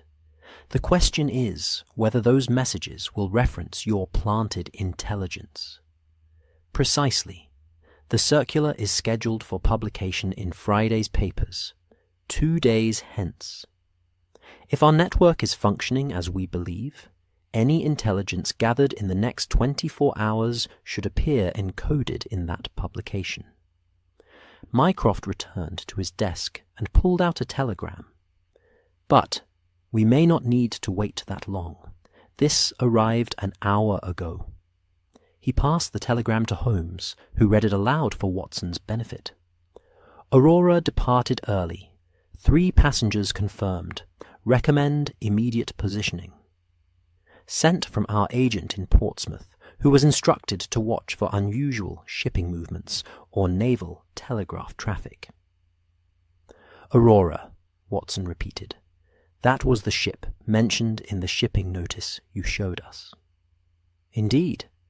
And 3 passengers matches the numerical code from that notice. What we are seeing, gentlemen, is the system activating in real time. Someone at Portsmouth, likely someone in our naval offices there, has received instructions through the newspaper dead letter system and is now acting upon them. They believe they are responding to genuine intelligence about ship movements. In fact, they are responding to one of my planted falsehoods." Holmes leaned forward, his eyes bright with the intensity of pursuit. "Which is false? Which channel leaked?" "The Admiralty channel, the Gibraltar positioning, which tells me that our leak has penetrated naval communications specifically." Mycroft consulted another ledger. The memorandum regarding Gibraltar was handled by 17 different clerks and officers over the past 3 days. It was copied 4 times. It was telegraphed to Portsmouth, to Malta, and to Gibraltar itself. At each point, opportunities existed for the information to be observed, copied, or transmitted to unauthorized parties. 17 suspects, Watson said. That narrows things considerably. "It narrows nothing," Mycroft countered, "because what we face is not 17 individual traitors, but rather a system that uses ordinary governmental functions as cover. Consider, a clerk makes a copy of a memorandum as part of his duties. That copy sits on a desk briefly while the clerk attends to other matters. Someone else, a cleaning woman, another clerk, even a visitor with authorized access, observes the document, notes key details, and passes those details onward through casual conversation or a written note. No single person needs to be deliberately treasonous. Each simply needs to be careless or helpful or unwitting. The implications settled over Watson like cold water. Then how do you stop it? By making carelessness costly, Mycroft said. By changing protocols, restricting access, implementing safeguards that turn the government's sloppy habits into controlled procedures.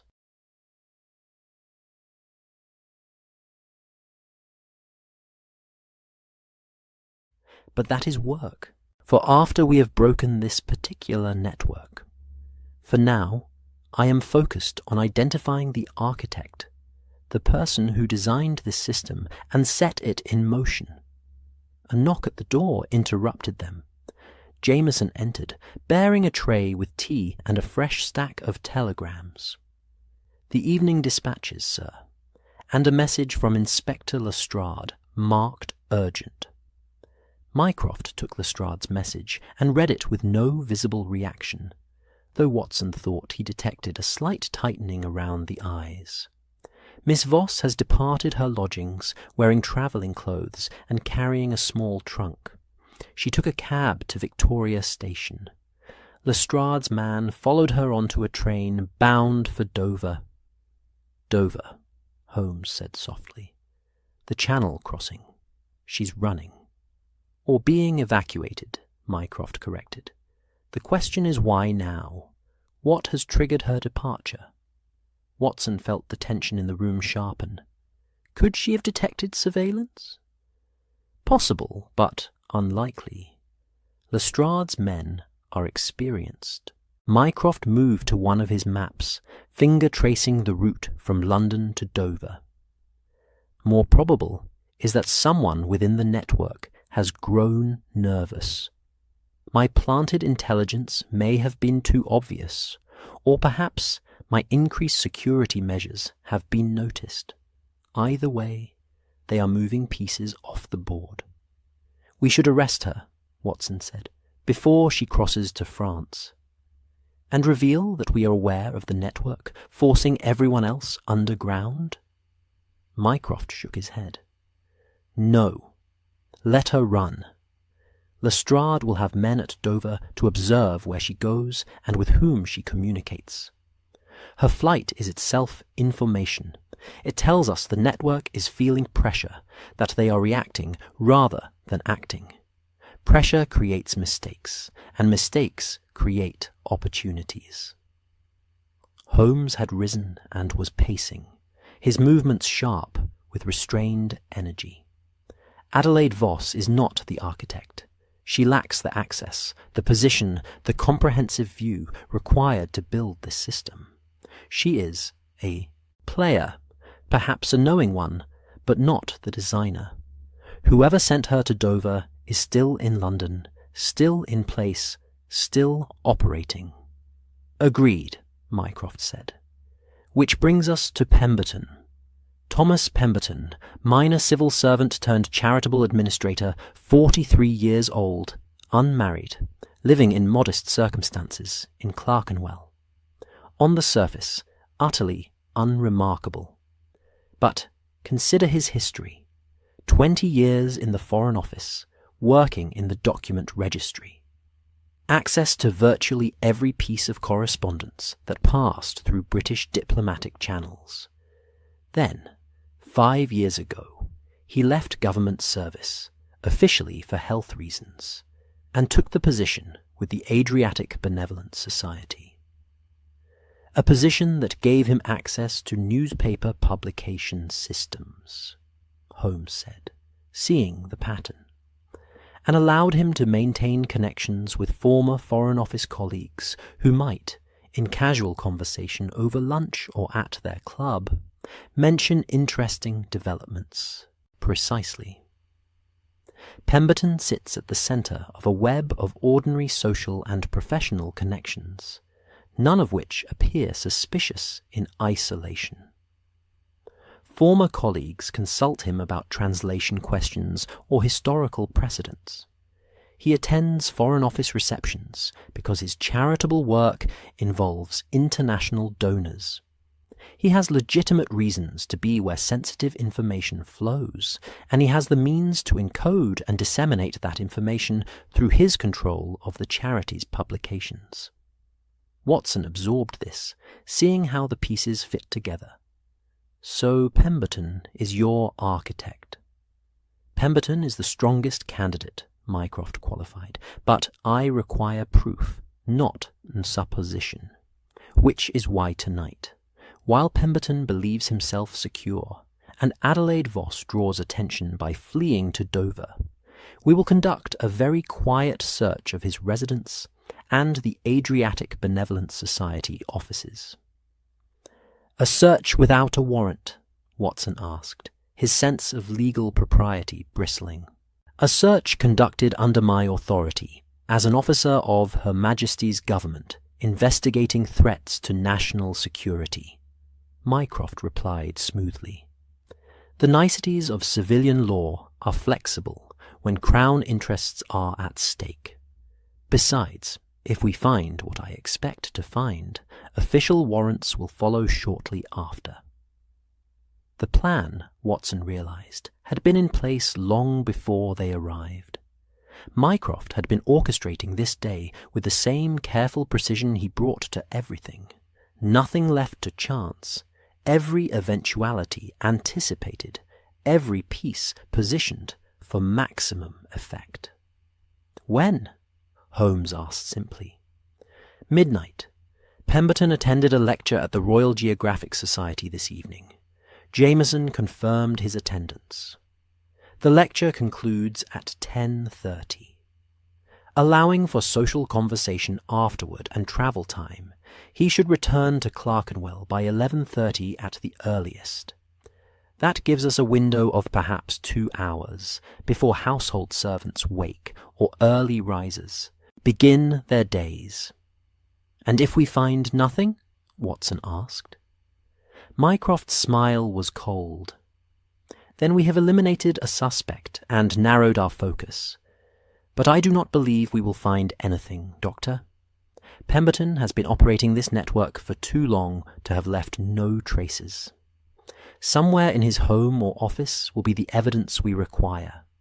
Code books, correspondence, financial records showing payments from foreign sources. Men like Pemberton are methodical. They keep records because records provide security, proof of value to their handlers. That very methodicality will be their undoing."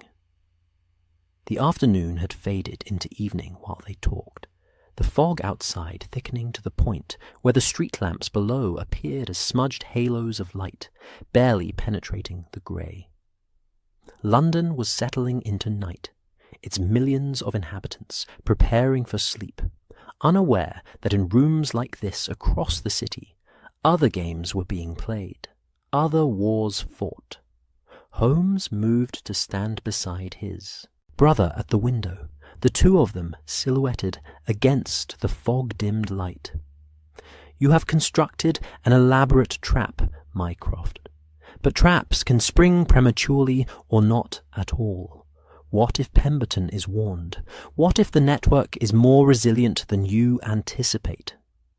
"Then we adapt," Mycroft said, "as we always have, as we always must." The empire did not build itself through rigid planning, but through the ability to improvise when circumstances shift.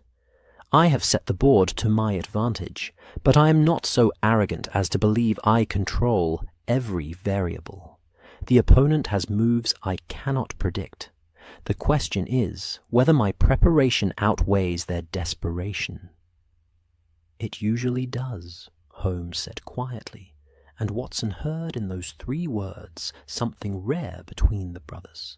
Acknowledgement, perhaps even respect. Mycroft checked his pocket watch. 6 hours until midnight. I suggest you both return to Baker Street. Rest if you can, and prepare for an eventful evening. Lestrade will. Meet us in Clerkenwell with 2 trusted men. We go in quietly, we search thoroughly, and we emerge with evidence sufficient to roll up this entire network." "And if Pemberton returns early?" Watson asked. "Then we improvise," Mycroft repeated. "But I have found, Doctor, that men of habit rarely deviate from their routines unless forced to do so. Pemberton will attend his lecture, enjoy the intellectual stimulation, perhaps take a brandy with colleagues afterward.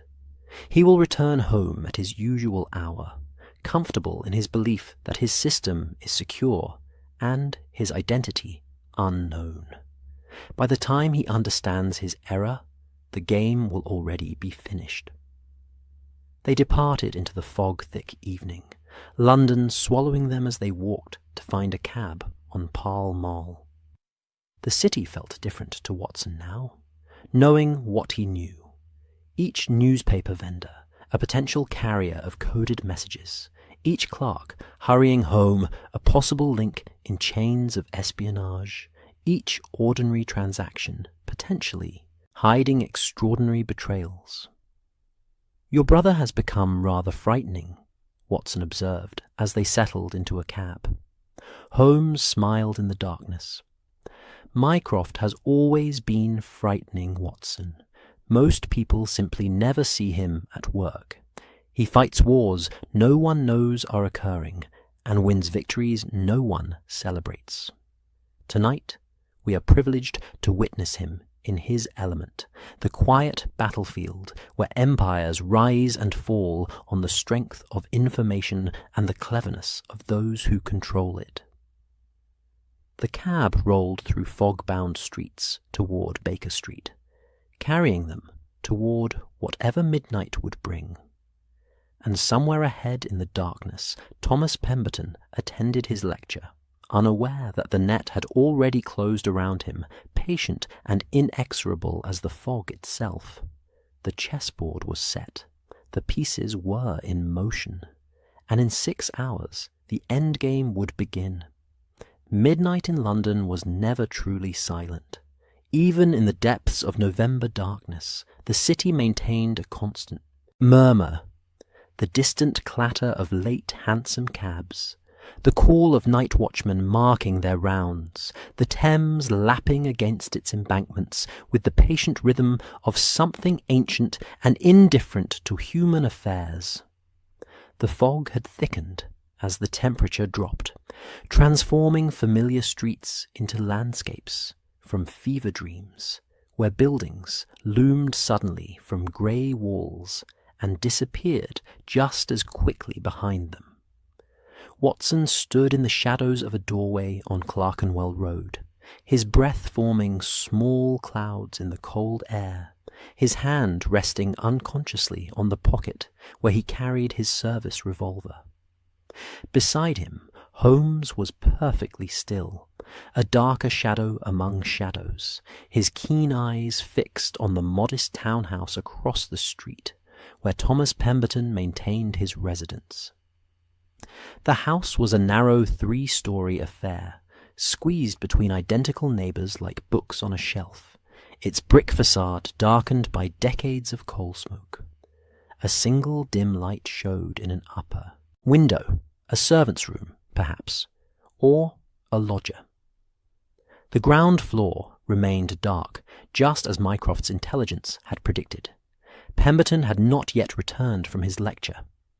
50 yards down the street, Inspector Lestrade waited with 2 constables, both in plain clothes, both chosen for their discretion and their ability to keep silent about operations that existed in the grey spaces between official police work and governmental necessity. Mycroft himself had positioned his carriage around the corner, close enough to respond if needed, but far enough to maintain deniability. This was, after all, not an official investigation in the eyes of the law. It was something more delicate, more dangerous, conducted in the spaces where law and national security met and sometimes conflicted. "He's late," Watson whispered, checking his pocket watch by the faint glow of a distant street lamp. 1:30 midnight already, and still no sign of their quarry. "Patience," Holmes murmured. "Mycroft's intelligence is rarely wrong about patterns of behaviour. Pemberton will come. Men of routine are as predictable as clockwork. As if summoned by the words, the sound of wheels on cobblestones emerged from the fog. A hansom cab materialized from the grey murk, slowing as it approached Pemberton's residence. A figure emerged, stocky, middle-aged, wrapped in a dark overcoat and carrying a leather document case.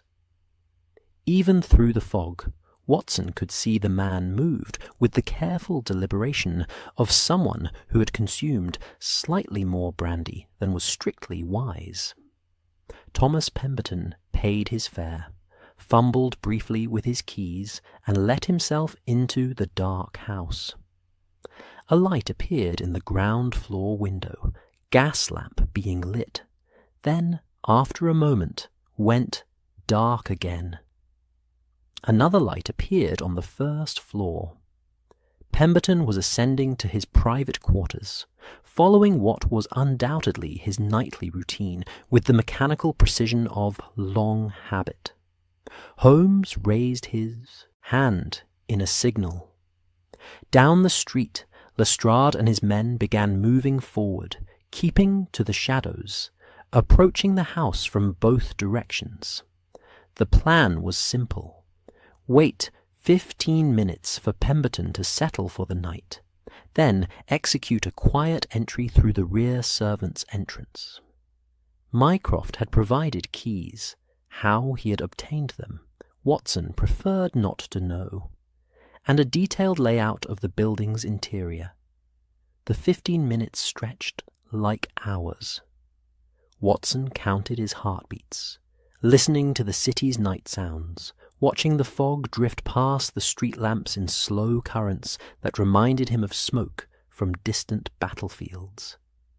His time in Afghanistan had taught him the particular tension of moments before action, the way time seemed to thicken and slow until movement became almost impossible.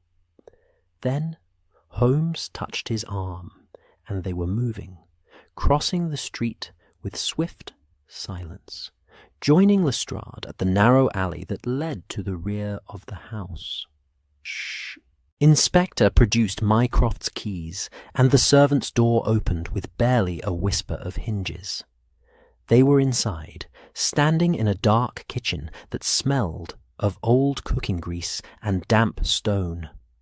Holmes lit a dark lantern, adjusting the shutter to produce the narrowest possible beam of light.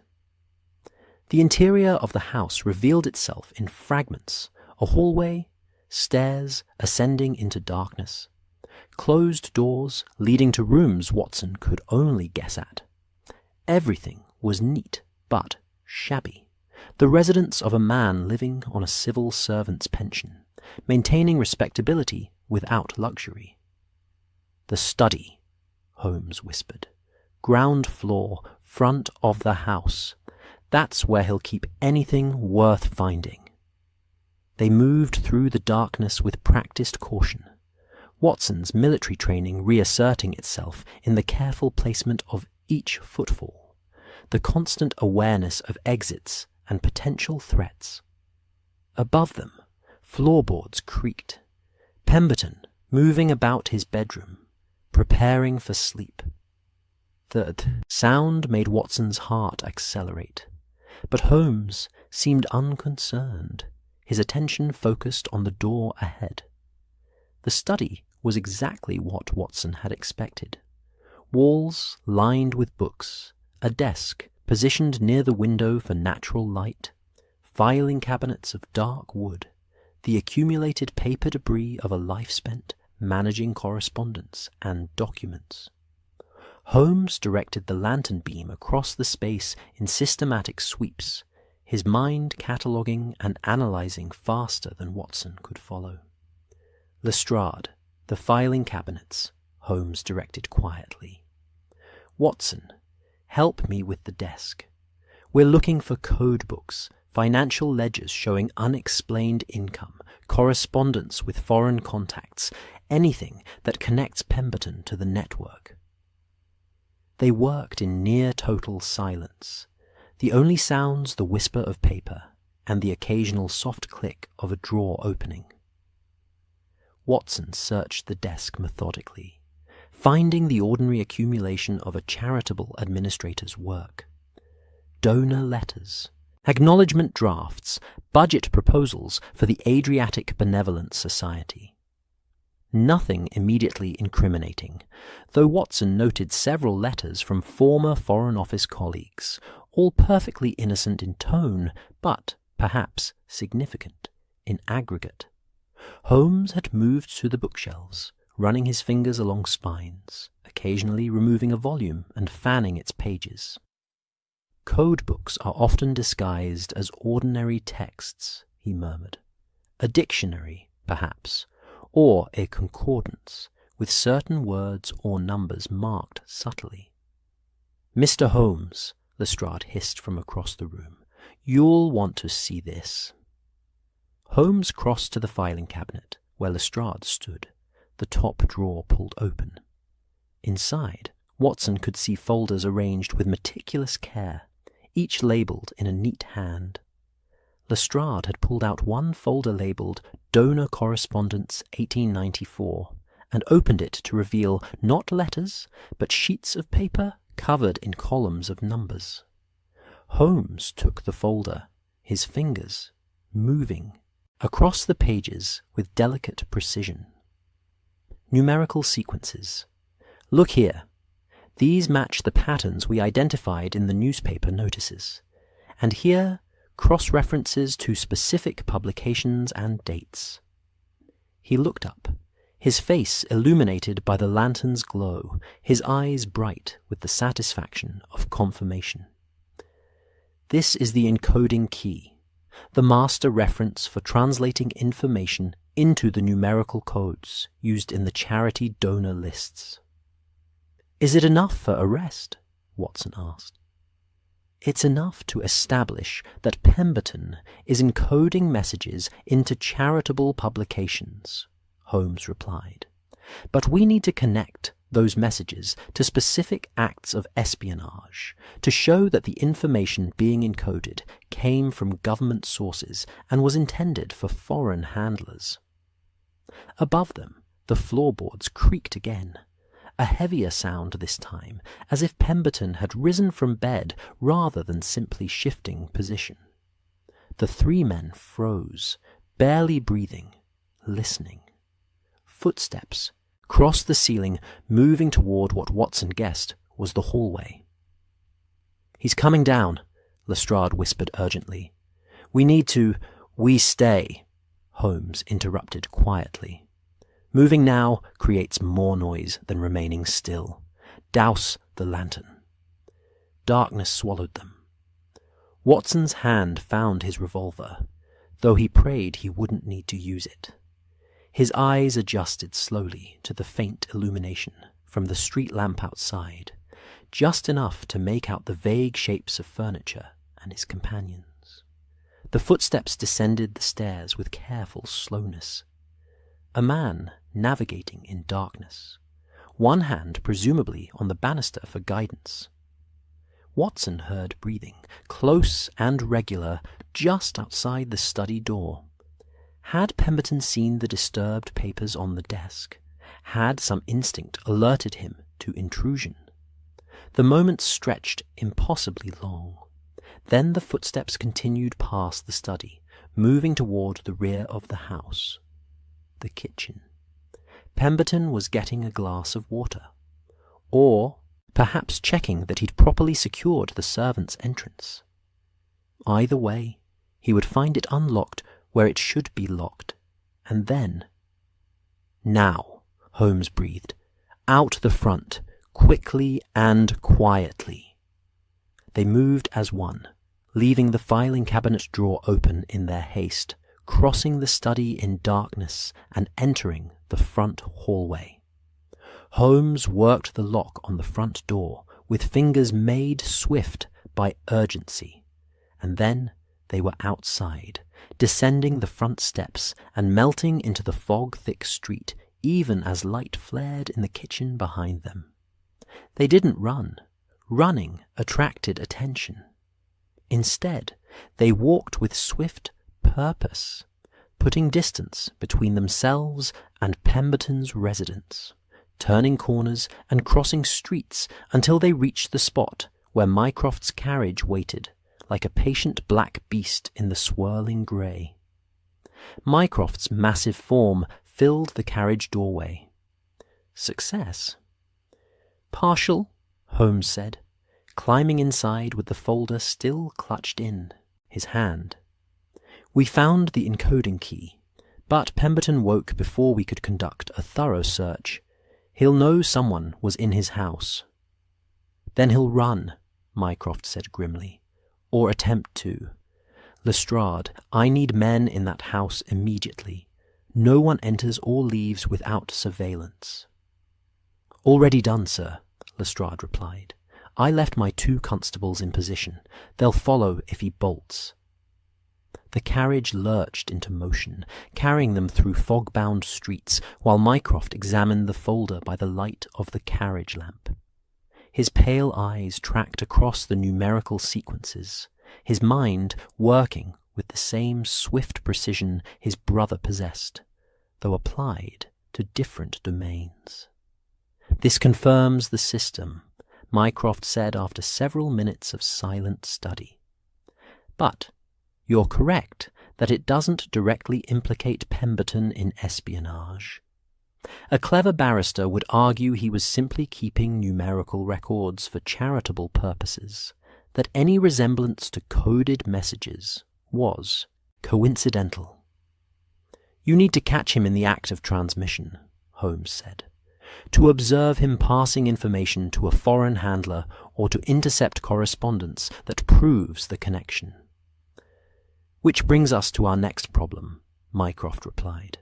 With Adelaide Voss fled to Dover, and Pemberton now aware his security is compromised, the network will either shut down entirely or accelerate its operations to salvage what intelligence it can before we close them down. Watson rubbed his eyes, fatigue finally catching up with the adrenaline that had sustained him through the search. What time is it? Nearly 2 a.m, Mycroft said, and I suspect we have perhaps 6 hours before Pemberton makes his move. He'll wait for dawn to avoid suspicion. Then he'll either attempt to flee, or he'll try to make one final transmission to his handlers. The question is, which and where?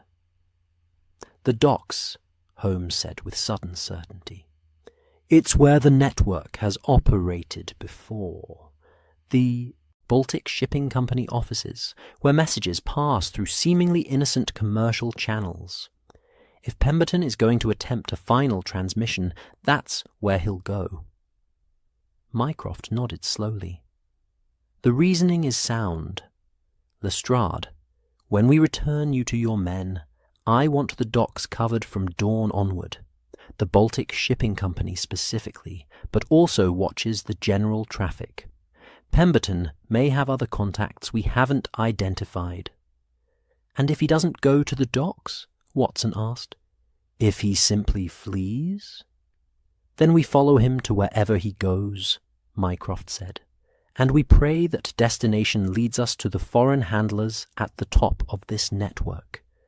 Breaking Pemberton is useful, but it's not sufficient. The network has demonstrated too much sophistication to be entirely his creation. Someone recruited him, someone trained him, someone continues to coordinate the collection and dissemination of British intelligence to foreign powers. That someone is the real prize. The one carriage delivered them first to Scotland Yard, where Lestrade could organise his surveillance teams, then continued to Pall Mall, where Mycroft's office waited with its maps and papers and the accumulated evidence of weeks of investigation. Holmes and Watson accompanied him inside, too invested in the case now to seek sleep, too aware that events were accelerating toward conclusion. Jameson appeared from some interior room, looking haggard but alert, bearing fresh tea and a telegram that had arrived in their absence.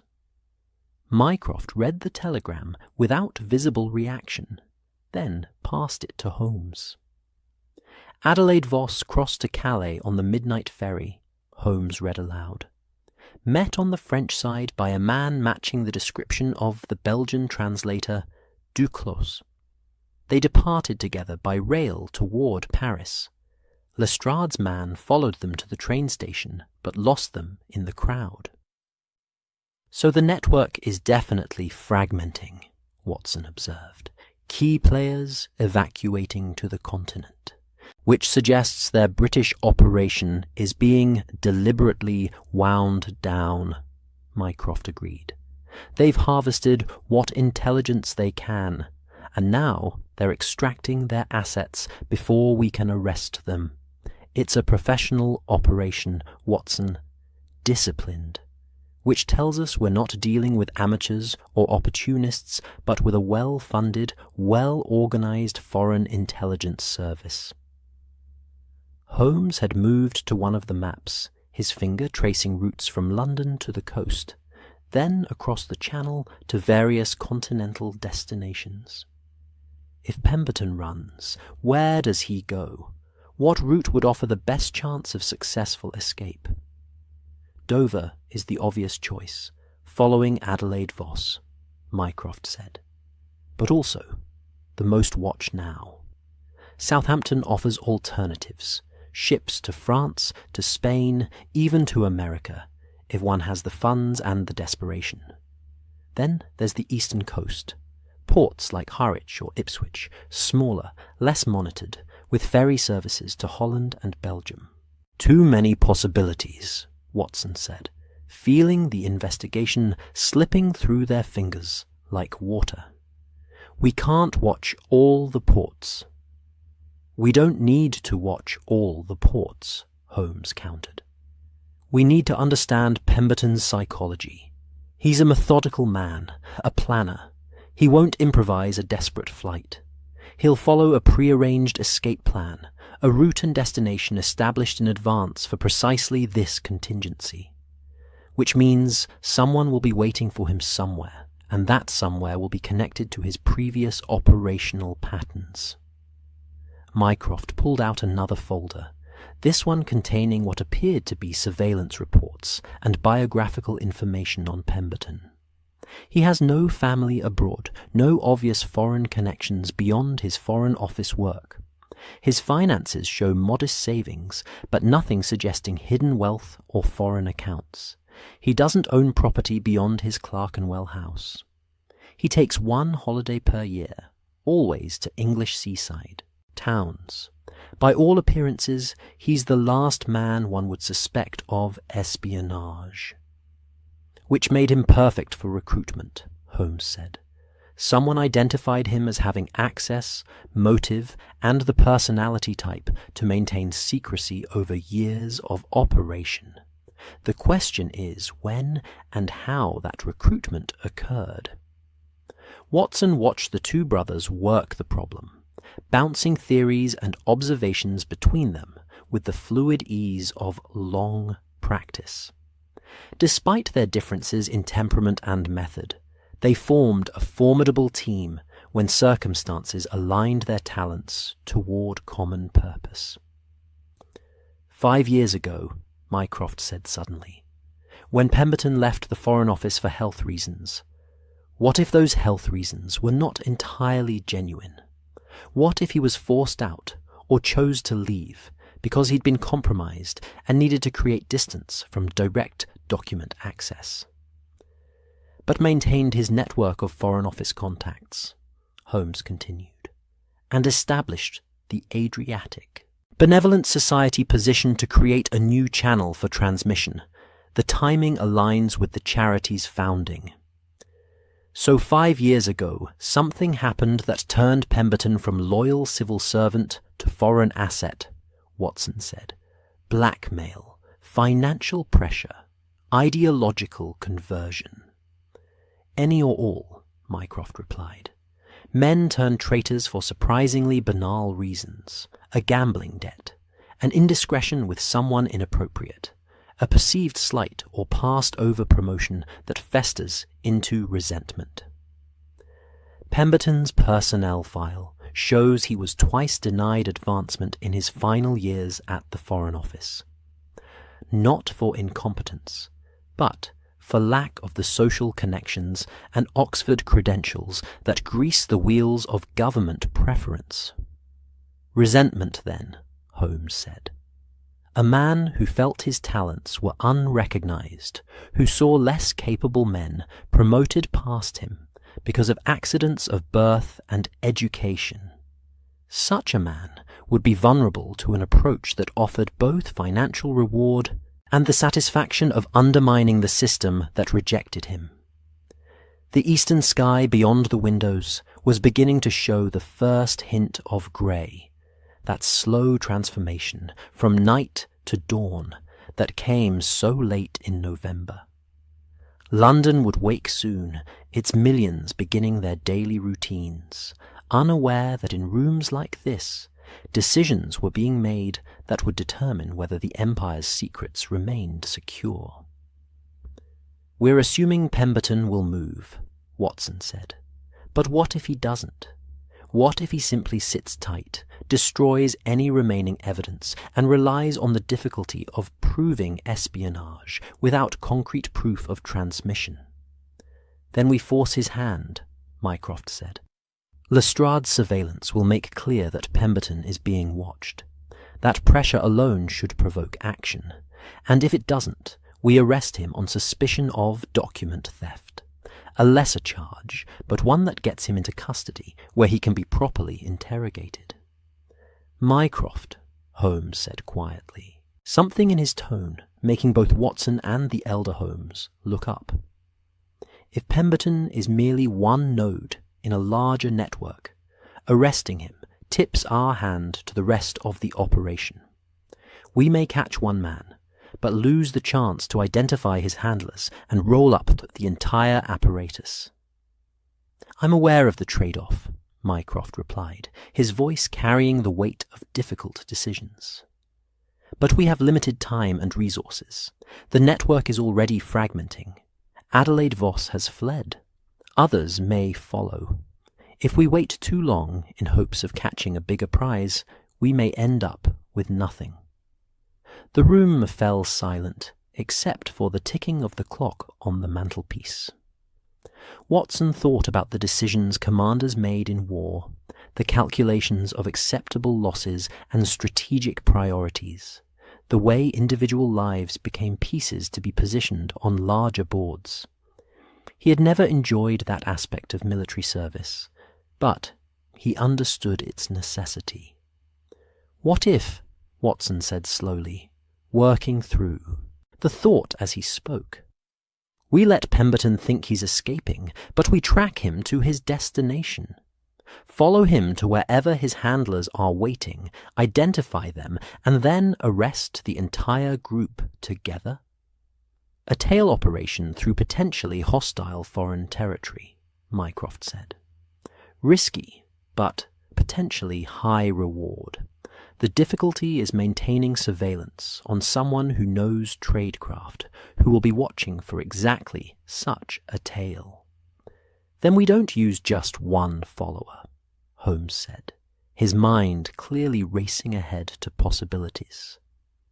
"We use multiple teams, rotating positions, creating a surveillance net that's diffuse enough to be undetectable, but comprehensive enough to maintain contact. Lestrade can coordinate from London, and we," he gestured to Watson and himself, "can follow as close observers." "You're proposing to chase Pemberton across Europe on the theory that he'll lead you to his handlers," Mycroft said. "It wasn't quite a question. I'm proposing we finish what we started," Holmes replied. "You said to yourself that breaking Pemberton isn't sufficient. We need the architects of this network. If following Pemberton gives us that chance, we should take it." Mycroft was silent for a long moment, his pale eyes fixed on some middle distance as he calculated probabilities and consequences. Finally, he nodded. Very well. But understand the risks. If Pemberton crosses to the continent and we lose him, we've lost everything. And if he leads you to his handlers, but they prove to be protected by diplomatic immunity or foreign governmental authority, we may trigger an international incident. Better an incident than allowing the network to continue operating, Holmes said. Besides, I have some experience in continental travel and the observation of suspicious persons. As do I, Watson added, thinking of his time in Afghanistan and the skills one developed in foreign lands where danger wore civilian clothes. Dawn was fully breaking now, washing Pall, Mall in pale light that turned the fog golden and revealed the city, stretching away in all directions, vast and indifferent, and full of secrets.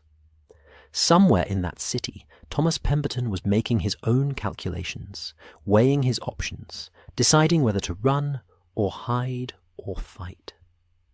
And in a warehouse by the Thames, or a boarding house in Bloomsbury, or an embassy on some tree-lined street, the architects of this network were making their own decisions, pulling strings that stretched across Europe, orchestrating a game of intelligence and counterintelligence that would determine the balance of power between nations. "It's time," Mycroft said, checking his pocket watch. "Nearly 6 o'clock. Pemberton will be waking soon, if he sleeps at all. Lestrade's men are in position." "They are," Holmes confirmed. "Then we wait. We watch, and when Pemberton moves, we move with him." Mycroft's expression was grim, but determined. "One way or another, this ends today." They took positions at the window, watching the city wake, waiting for the first sign that their quarry was preparing to bolt. Watson felt the familiar tension of action approaching, the tightening in his chest that had preceded every battle, every moment when theory gave way to reality and planning met the chaos of actual events. London was awake now, fully alive, its streets filling with morning traffic, its people beginning their daily labours. Somewhere in that vast human tide, messages were passing, secrets changing hands, the invisible war continuing even as the city went about its ordinary business. And in a modest house in Clerkenwell, a traitor was making his final preparations, unaware that the net had already closed around him, patient and inexorable as the fog that still lingered in the city's shadowed places. The game was approaching its conclusion, and they would all soon know whether the hunters had been clever enough to catch their prey, or whether the architects of espionage had built a system too resilient, too diffuse, too carefully constructed to be broken by even the combined genius of the Holmes brothers. The dawnlight grew stronger, burning away the fog, revealing London in all its grimy majesty. And somewhere in that city, a man prepared to run. The telegram arrived at 7:30, delivered to Mycroft's office by a breathless messenger boy whose cheeks were pink with cold and exertion. Jameson handed it to Mycroft with the sort of quiet urgency that spoke volumes without words. The elder Holmes read it once, then again, his expression remaining carefully neutral, even as Watson saw something shift behind his eyes. Not quite a surprise, but perhaps a recalibration of expectations. "Pemberton has not fled," Mycroft said, passing the telegram to Sherlock. According to Lestrade's surveillance, he departed his residence at 7 o'clock precisely, carrying his usual document case, and proceeded directly to the Adriatic Benevolent Society offices in Cheapside.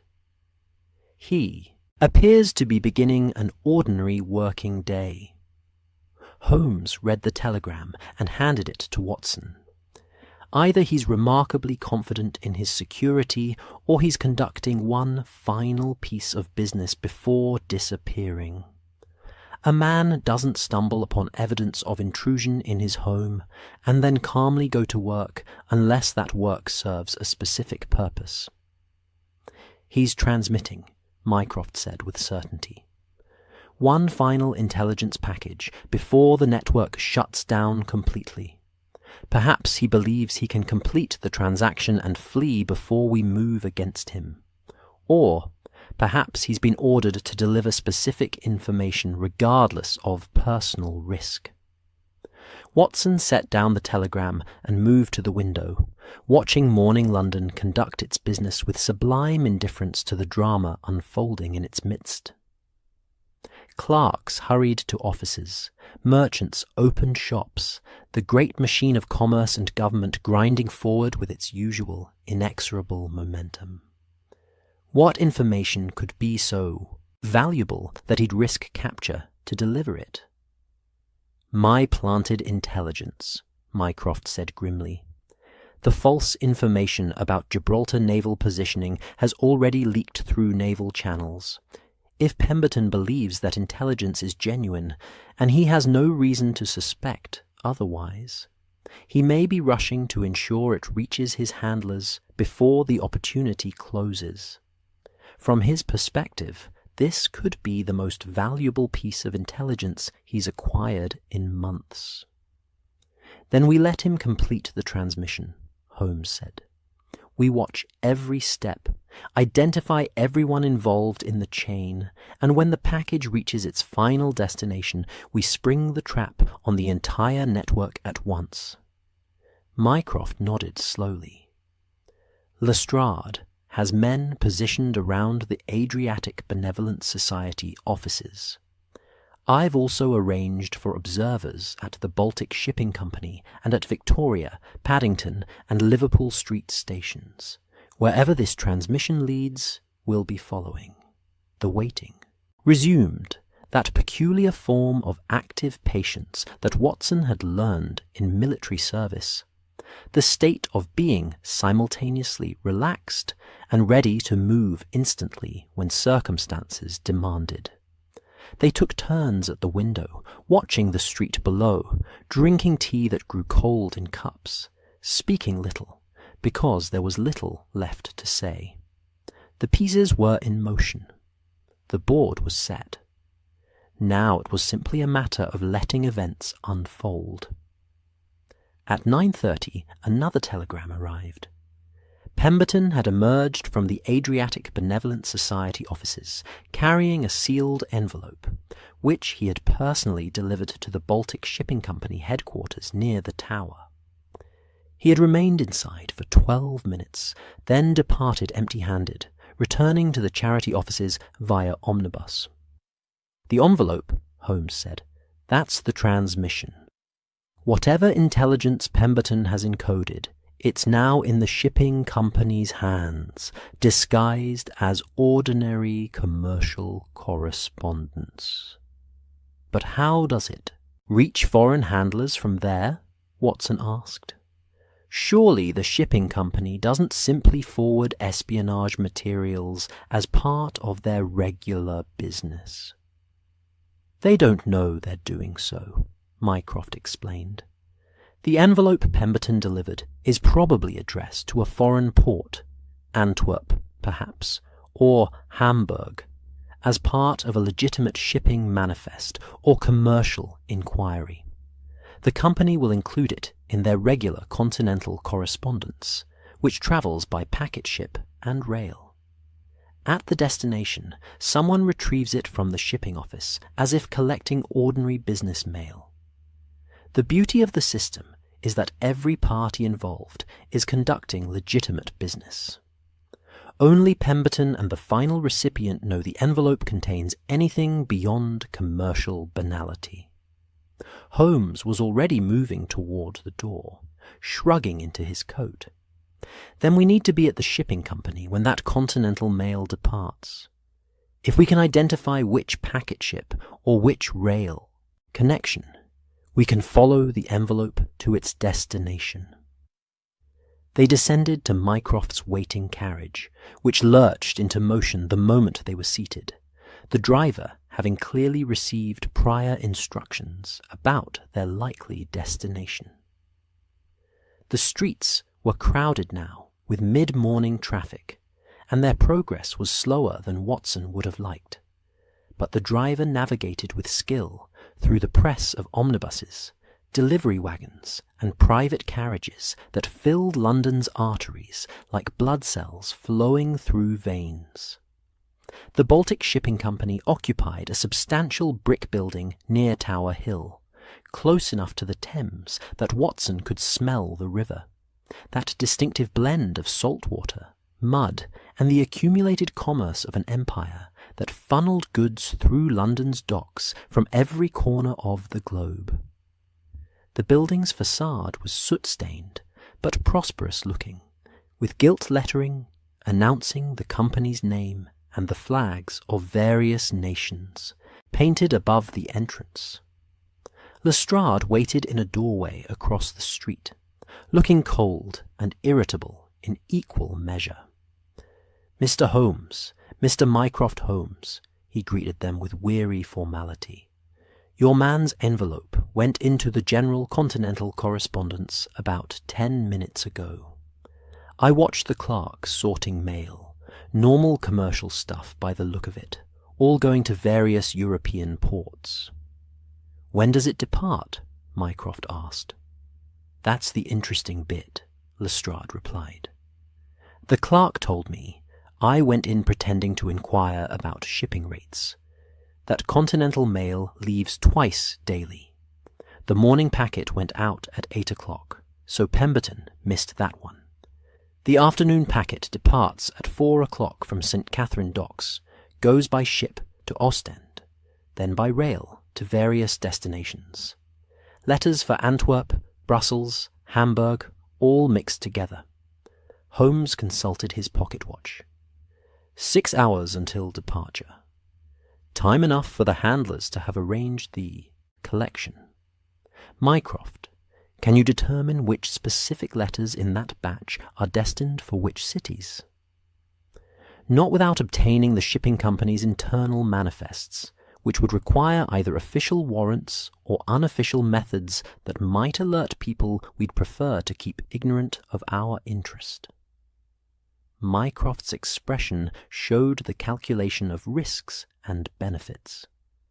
"However, we don't need to know the specific destination if we can observe who collects the mail on the continental side. We simply need to be on that packet ship when it departs." "We," Watson said. "You're coming with us?" "I am not," Mycroft replied. "My presence would be noted and would raise questions I'd prefer not to answer. But you two gentlemen could quite plausibly be taking a short continental journey. Business in Bruges, perhaps, or a brief holiday to escape London's fog. Lestrade can provide official presence if arrests become necessary, though I'd prefer you avoid continental arrests if at all possible. Diplomatic complications multiply exponentially once British subjects start apprehending foreign nationals on foreign soil. Holmes was already planning. Watson could see it in the set of his shoulders, the focus in his eyes. We follow the mail packet to Ostend. We observe who collects mail from the Baltic Shipping Company. We identify the handlers and, if possible, trace them to their ultimate controllers. The goal is intelligence gathering, not immediate arrest. We want to map the entire network before we begin dismantling it. "Exactly," Mycroft agreed. "Think of this as reconnaissance, not combat. Observe, document, report back. Once we have a complete picture of the network's continental operations, we can coordinate with our Belgian and Dutch colleagues to conduct simultaneous arrests across multiple jurisdictions." Watson felt a familiar thrill of anticipation mixed with trepidation. Continental adventure had its appeals, but it also carried risks. What if the handlers detect our surveillance? What if they're expecting someone to follow the mail? Then we improvise, Holmes said, with the sort of cheerful confidence Watson both admired and found occasionally alarming. "We've improvised before, Watson, and generally survived the experience. Besides, these handlers don't know we've identified their system. From their perspective, Pemberton is conducting routine transmission through established channels. They have no reason to expect British intelligence officers to be aboard the same packet ship." Mycroft handed Holmes an envelope thick with currency. "Operating funds. There's also a letter of introduction to our embassy in Brussels, should you require official assistance. Use it only as a last resort. I'd prefer this operation to remain as quiet as possible. The less official record we create, the fewer awkward questions Parliament will ask later." They had hours until the packet ship's departure, so they returned to Baker Street to pack light travel bags and make what preparations one could make for an open-ended continental journey. Mrs. Hudson fussed over them like a worried hen, insisting they take extra wool scarves and expressing grave doubts about foreign food and the reliability of continental hotels. Watson assured her they would be perfectly safe, though he wasn't entirely certain he believed it himself. The afternoon passed in final preparations and briefings. Mycroft sent a steady stream of telegrams, coordinating with Lestrade, ensuring surveillance remained in place on Pemberton, arranging for observers to note anyone showing unusual interest in the St. Catherine Docks departure. Holmes packed his travelling bag with the meticulous care he brought to everything, including several items Watson suspected were lockpicks and other tools of the investigative trade. At 3:30, they made their way to the docks, entering that peculiar world where London met the sea and the Empire's commercial heartbeat strongest. The docks were a chaos of activity. Stevedores loading cargo, passengers boarding vessels bound for destinations across the globe, merchants arguing over manifests. The air filled with a dozen languages and the cries of seabirds wheeling overhead.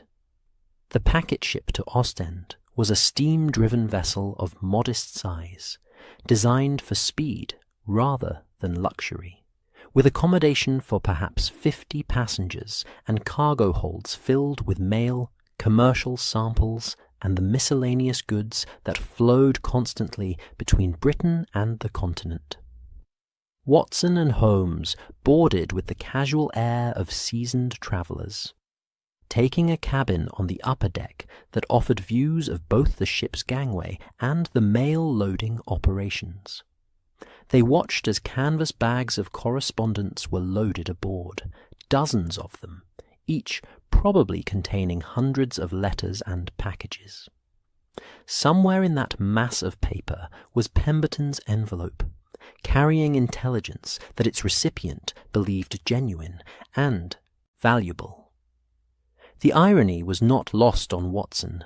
So much effort to transmit information that was deliberately false, designed to trap rather than inform.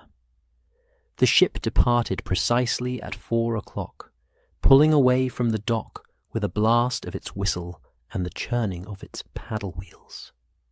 London receded behind them as they moved down the Thames toward the open sea, the great city shrinking until it became a smudge of smoke and spires on the horizon. The November afternoon was cold but clear, the sky that peculiar pale blue that came between storms, and the water was rough enough to make the ship pitch and roll with uncomfortable regularity. Watson, who had never been an enthusiastic sailor, retreated to their cabin and tried to focus on anything other than his stomach's rebellion. Holmes seemed entirely unaffected, standing at the rail and watching their fellow passengers with the focused attention of a naturalist observing interesting specimens.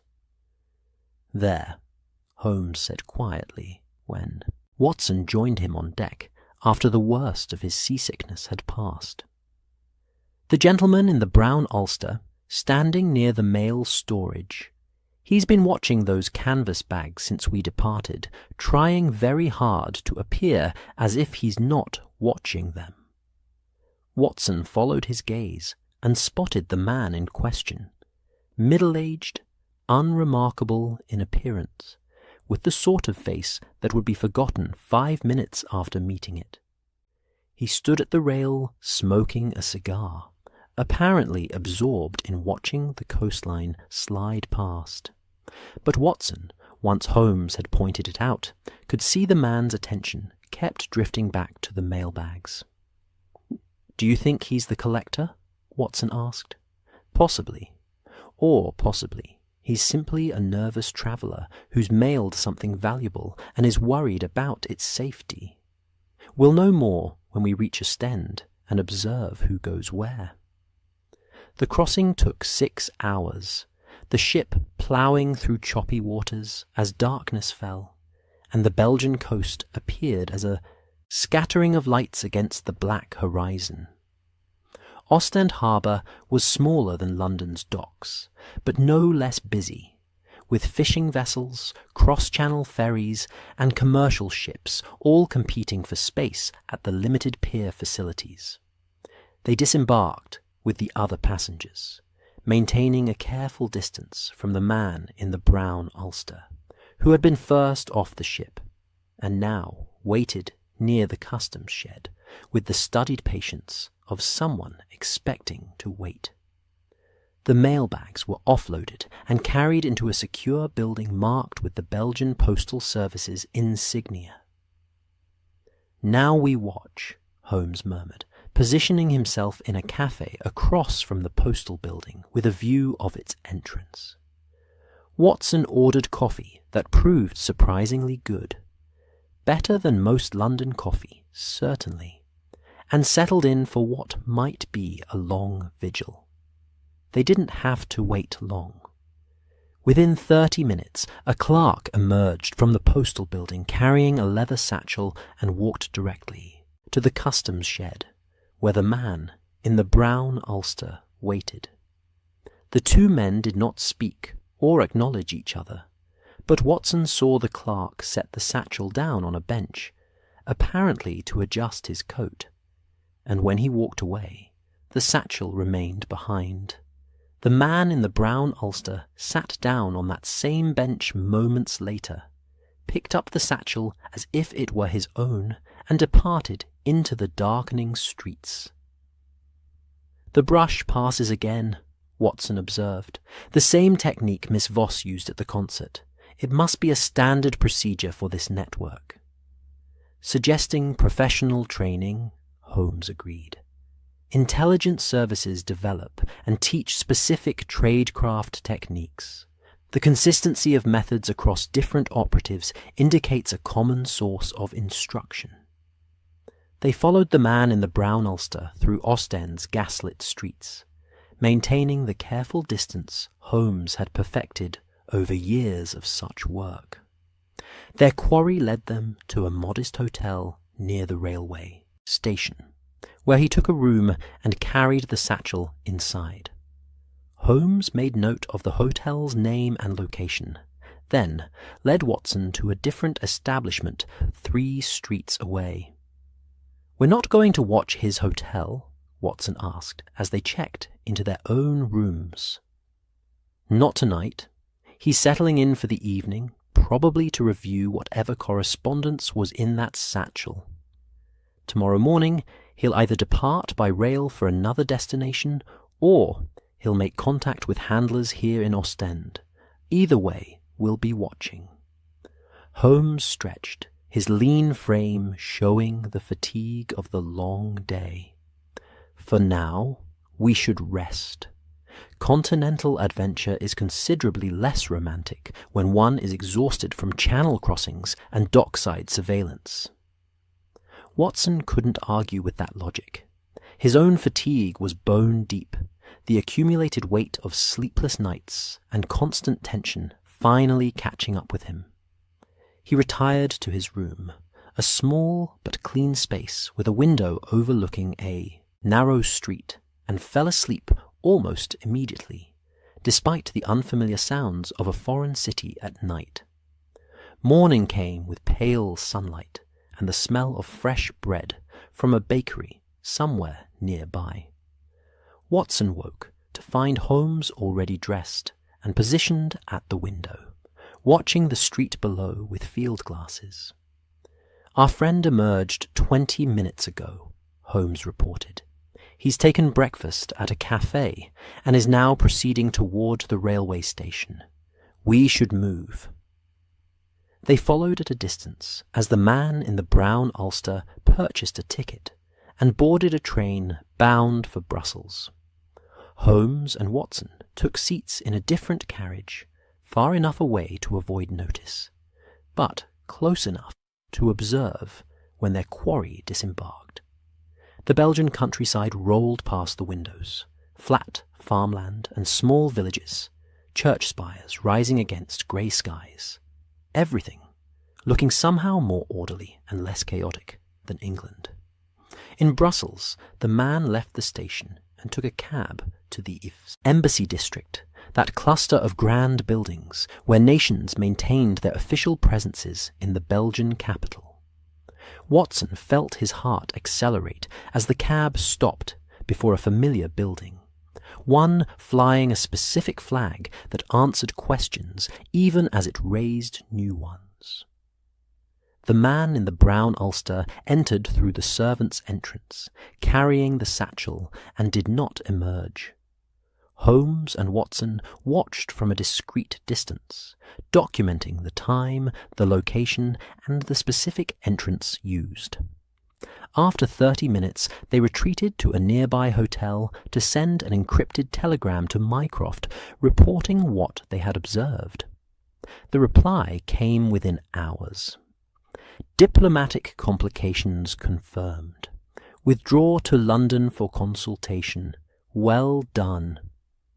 On the return journey, as the packet ship ploughed back across the channel toward England, Watson stood at the rail beside his friend, watching the Belgian coast recede into fog and distance. "We found the network's terminus," Watson said, quietly. "But we can't touch it without triggering an international incident." "Mycroft will find a way," Holmes replied, with confidence. Watson wasn't entirely certain it was warranted. He fights wars in the spaces between official actions, in the quiet pressures that governments apply to each other away from public view. The handlers we identified will be quietly expelled or recalled. The network will be dismantled through diplomatic channels rather than arrests. It's not as satisfying as a dramatic confrontation, but it's more effective in the long run. "And Pemberton?" "Pemberton will be arrested the moment we return to London. He's the one piece of the network we can touch without diplomatic consequences, and his arrest will send a message to anyone else considering similar betrayals."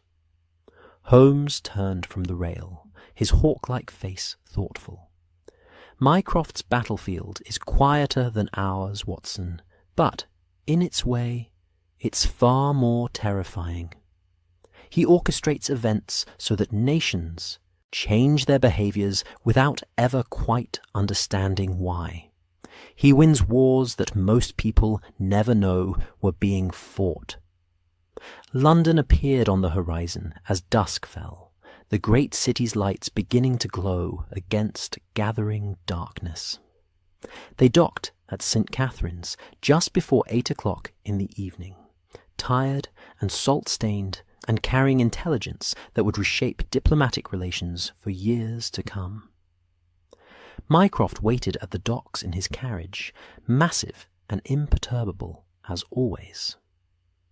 "Pemberton has been arrested," he reported as they climbed inside. "Lestrade took him into custody at noon on charges of violating the Official Secrets Act. He is currently residing in a very secure cell at Scotland Yard, contemplating his limited options." "And the Continental handlers?" Holmes asked. "Are being addressed through appropriate channels. By the end of the week, several minor diplomatic staff will be recalled to their home capitals for consultations. The network they built will collapse without arrests or public scandal, simply cease to function as its key players are quietly removed from their positions. Mycroft's smile was thin. The British government will pretend ignorance of the entire affair. The foreign government in question will pretend their recalled staff were merely victims of administrative reshuffling. Everyone will maintain polite fictions, and the quiet war will continue in new theatres with new players. The carriage rolled through London's night streets, carrying them back toward the familiar territory of Baker Street and Pall Mall. Watson thought about all the ordinary people they had passed this day, passengers on ships and trains, clerks sorting mail, waiters serving coffee, none of them aware that history was being made in small, invisible increments all around them. "The city doesn't know it was in danger," Watson observed, looking out at the passing streets. "The city rarely does," Mycroft replied. "That is both the burden and the reward of the work I do. To protect people who will never know they need protection, to fight battles that will never be recorded in history books, to ensure that the sleep of the innocent remains undisturbed." The carriage stopped first at Baker Street, where Holmes and Watson disembarked with their travel bags and the weary satisfaction of work completed. Mrs. Hudson fussed over them, insisted on preparing late supper, demanded to know if continental hotels were as dreadful as she had feared. Later, sitting in their familiar chairs before the fire, brandy warming in glasses, Watson asked the question that had been forming throughout their return journey. Was it worth it? All this effort for one network, one traitor, when surely others exist, we haven't even detected yet. Holmes was quiet for a moment, staring into the flames. Mycroft once told me that the empire is held together not by armies or navies, but by the belief in its permanence, in the security of its institutions. Every betrayal uncovered, every network dismantled, reinforces that belief. We may not catch every traitor, Watson, but we must catch enough of them to make potential traitors think twice before accepting foreign coins.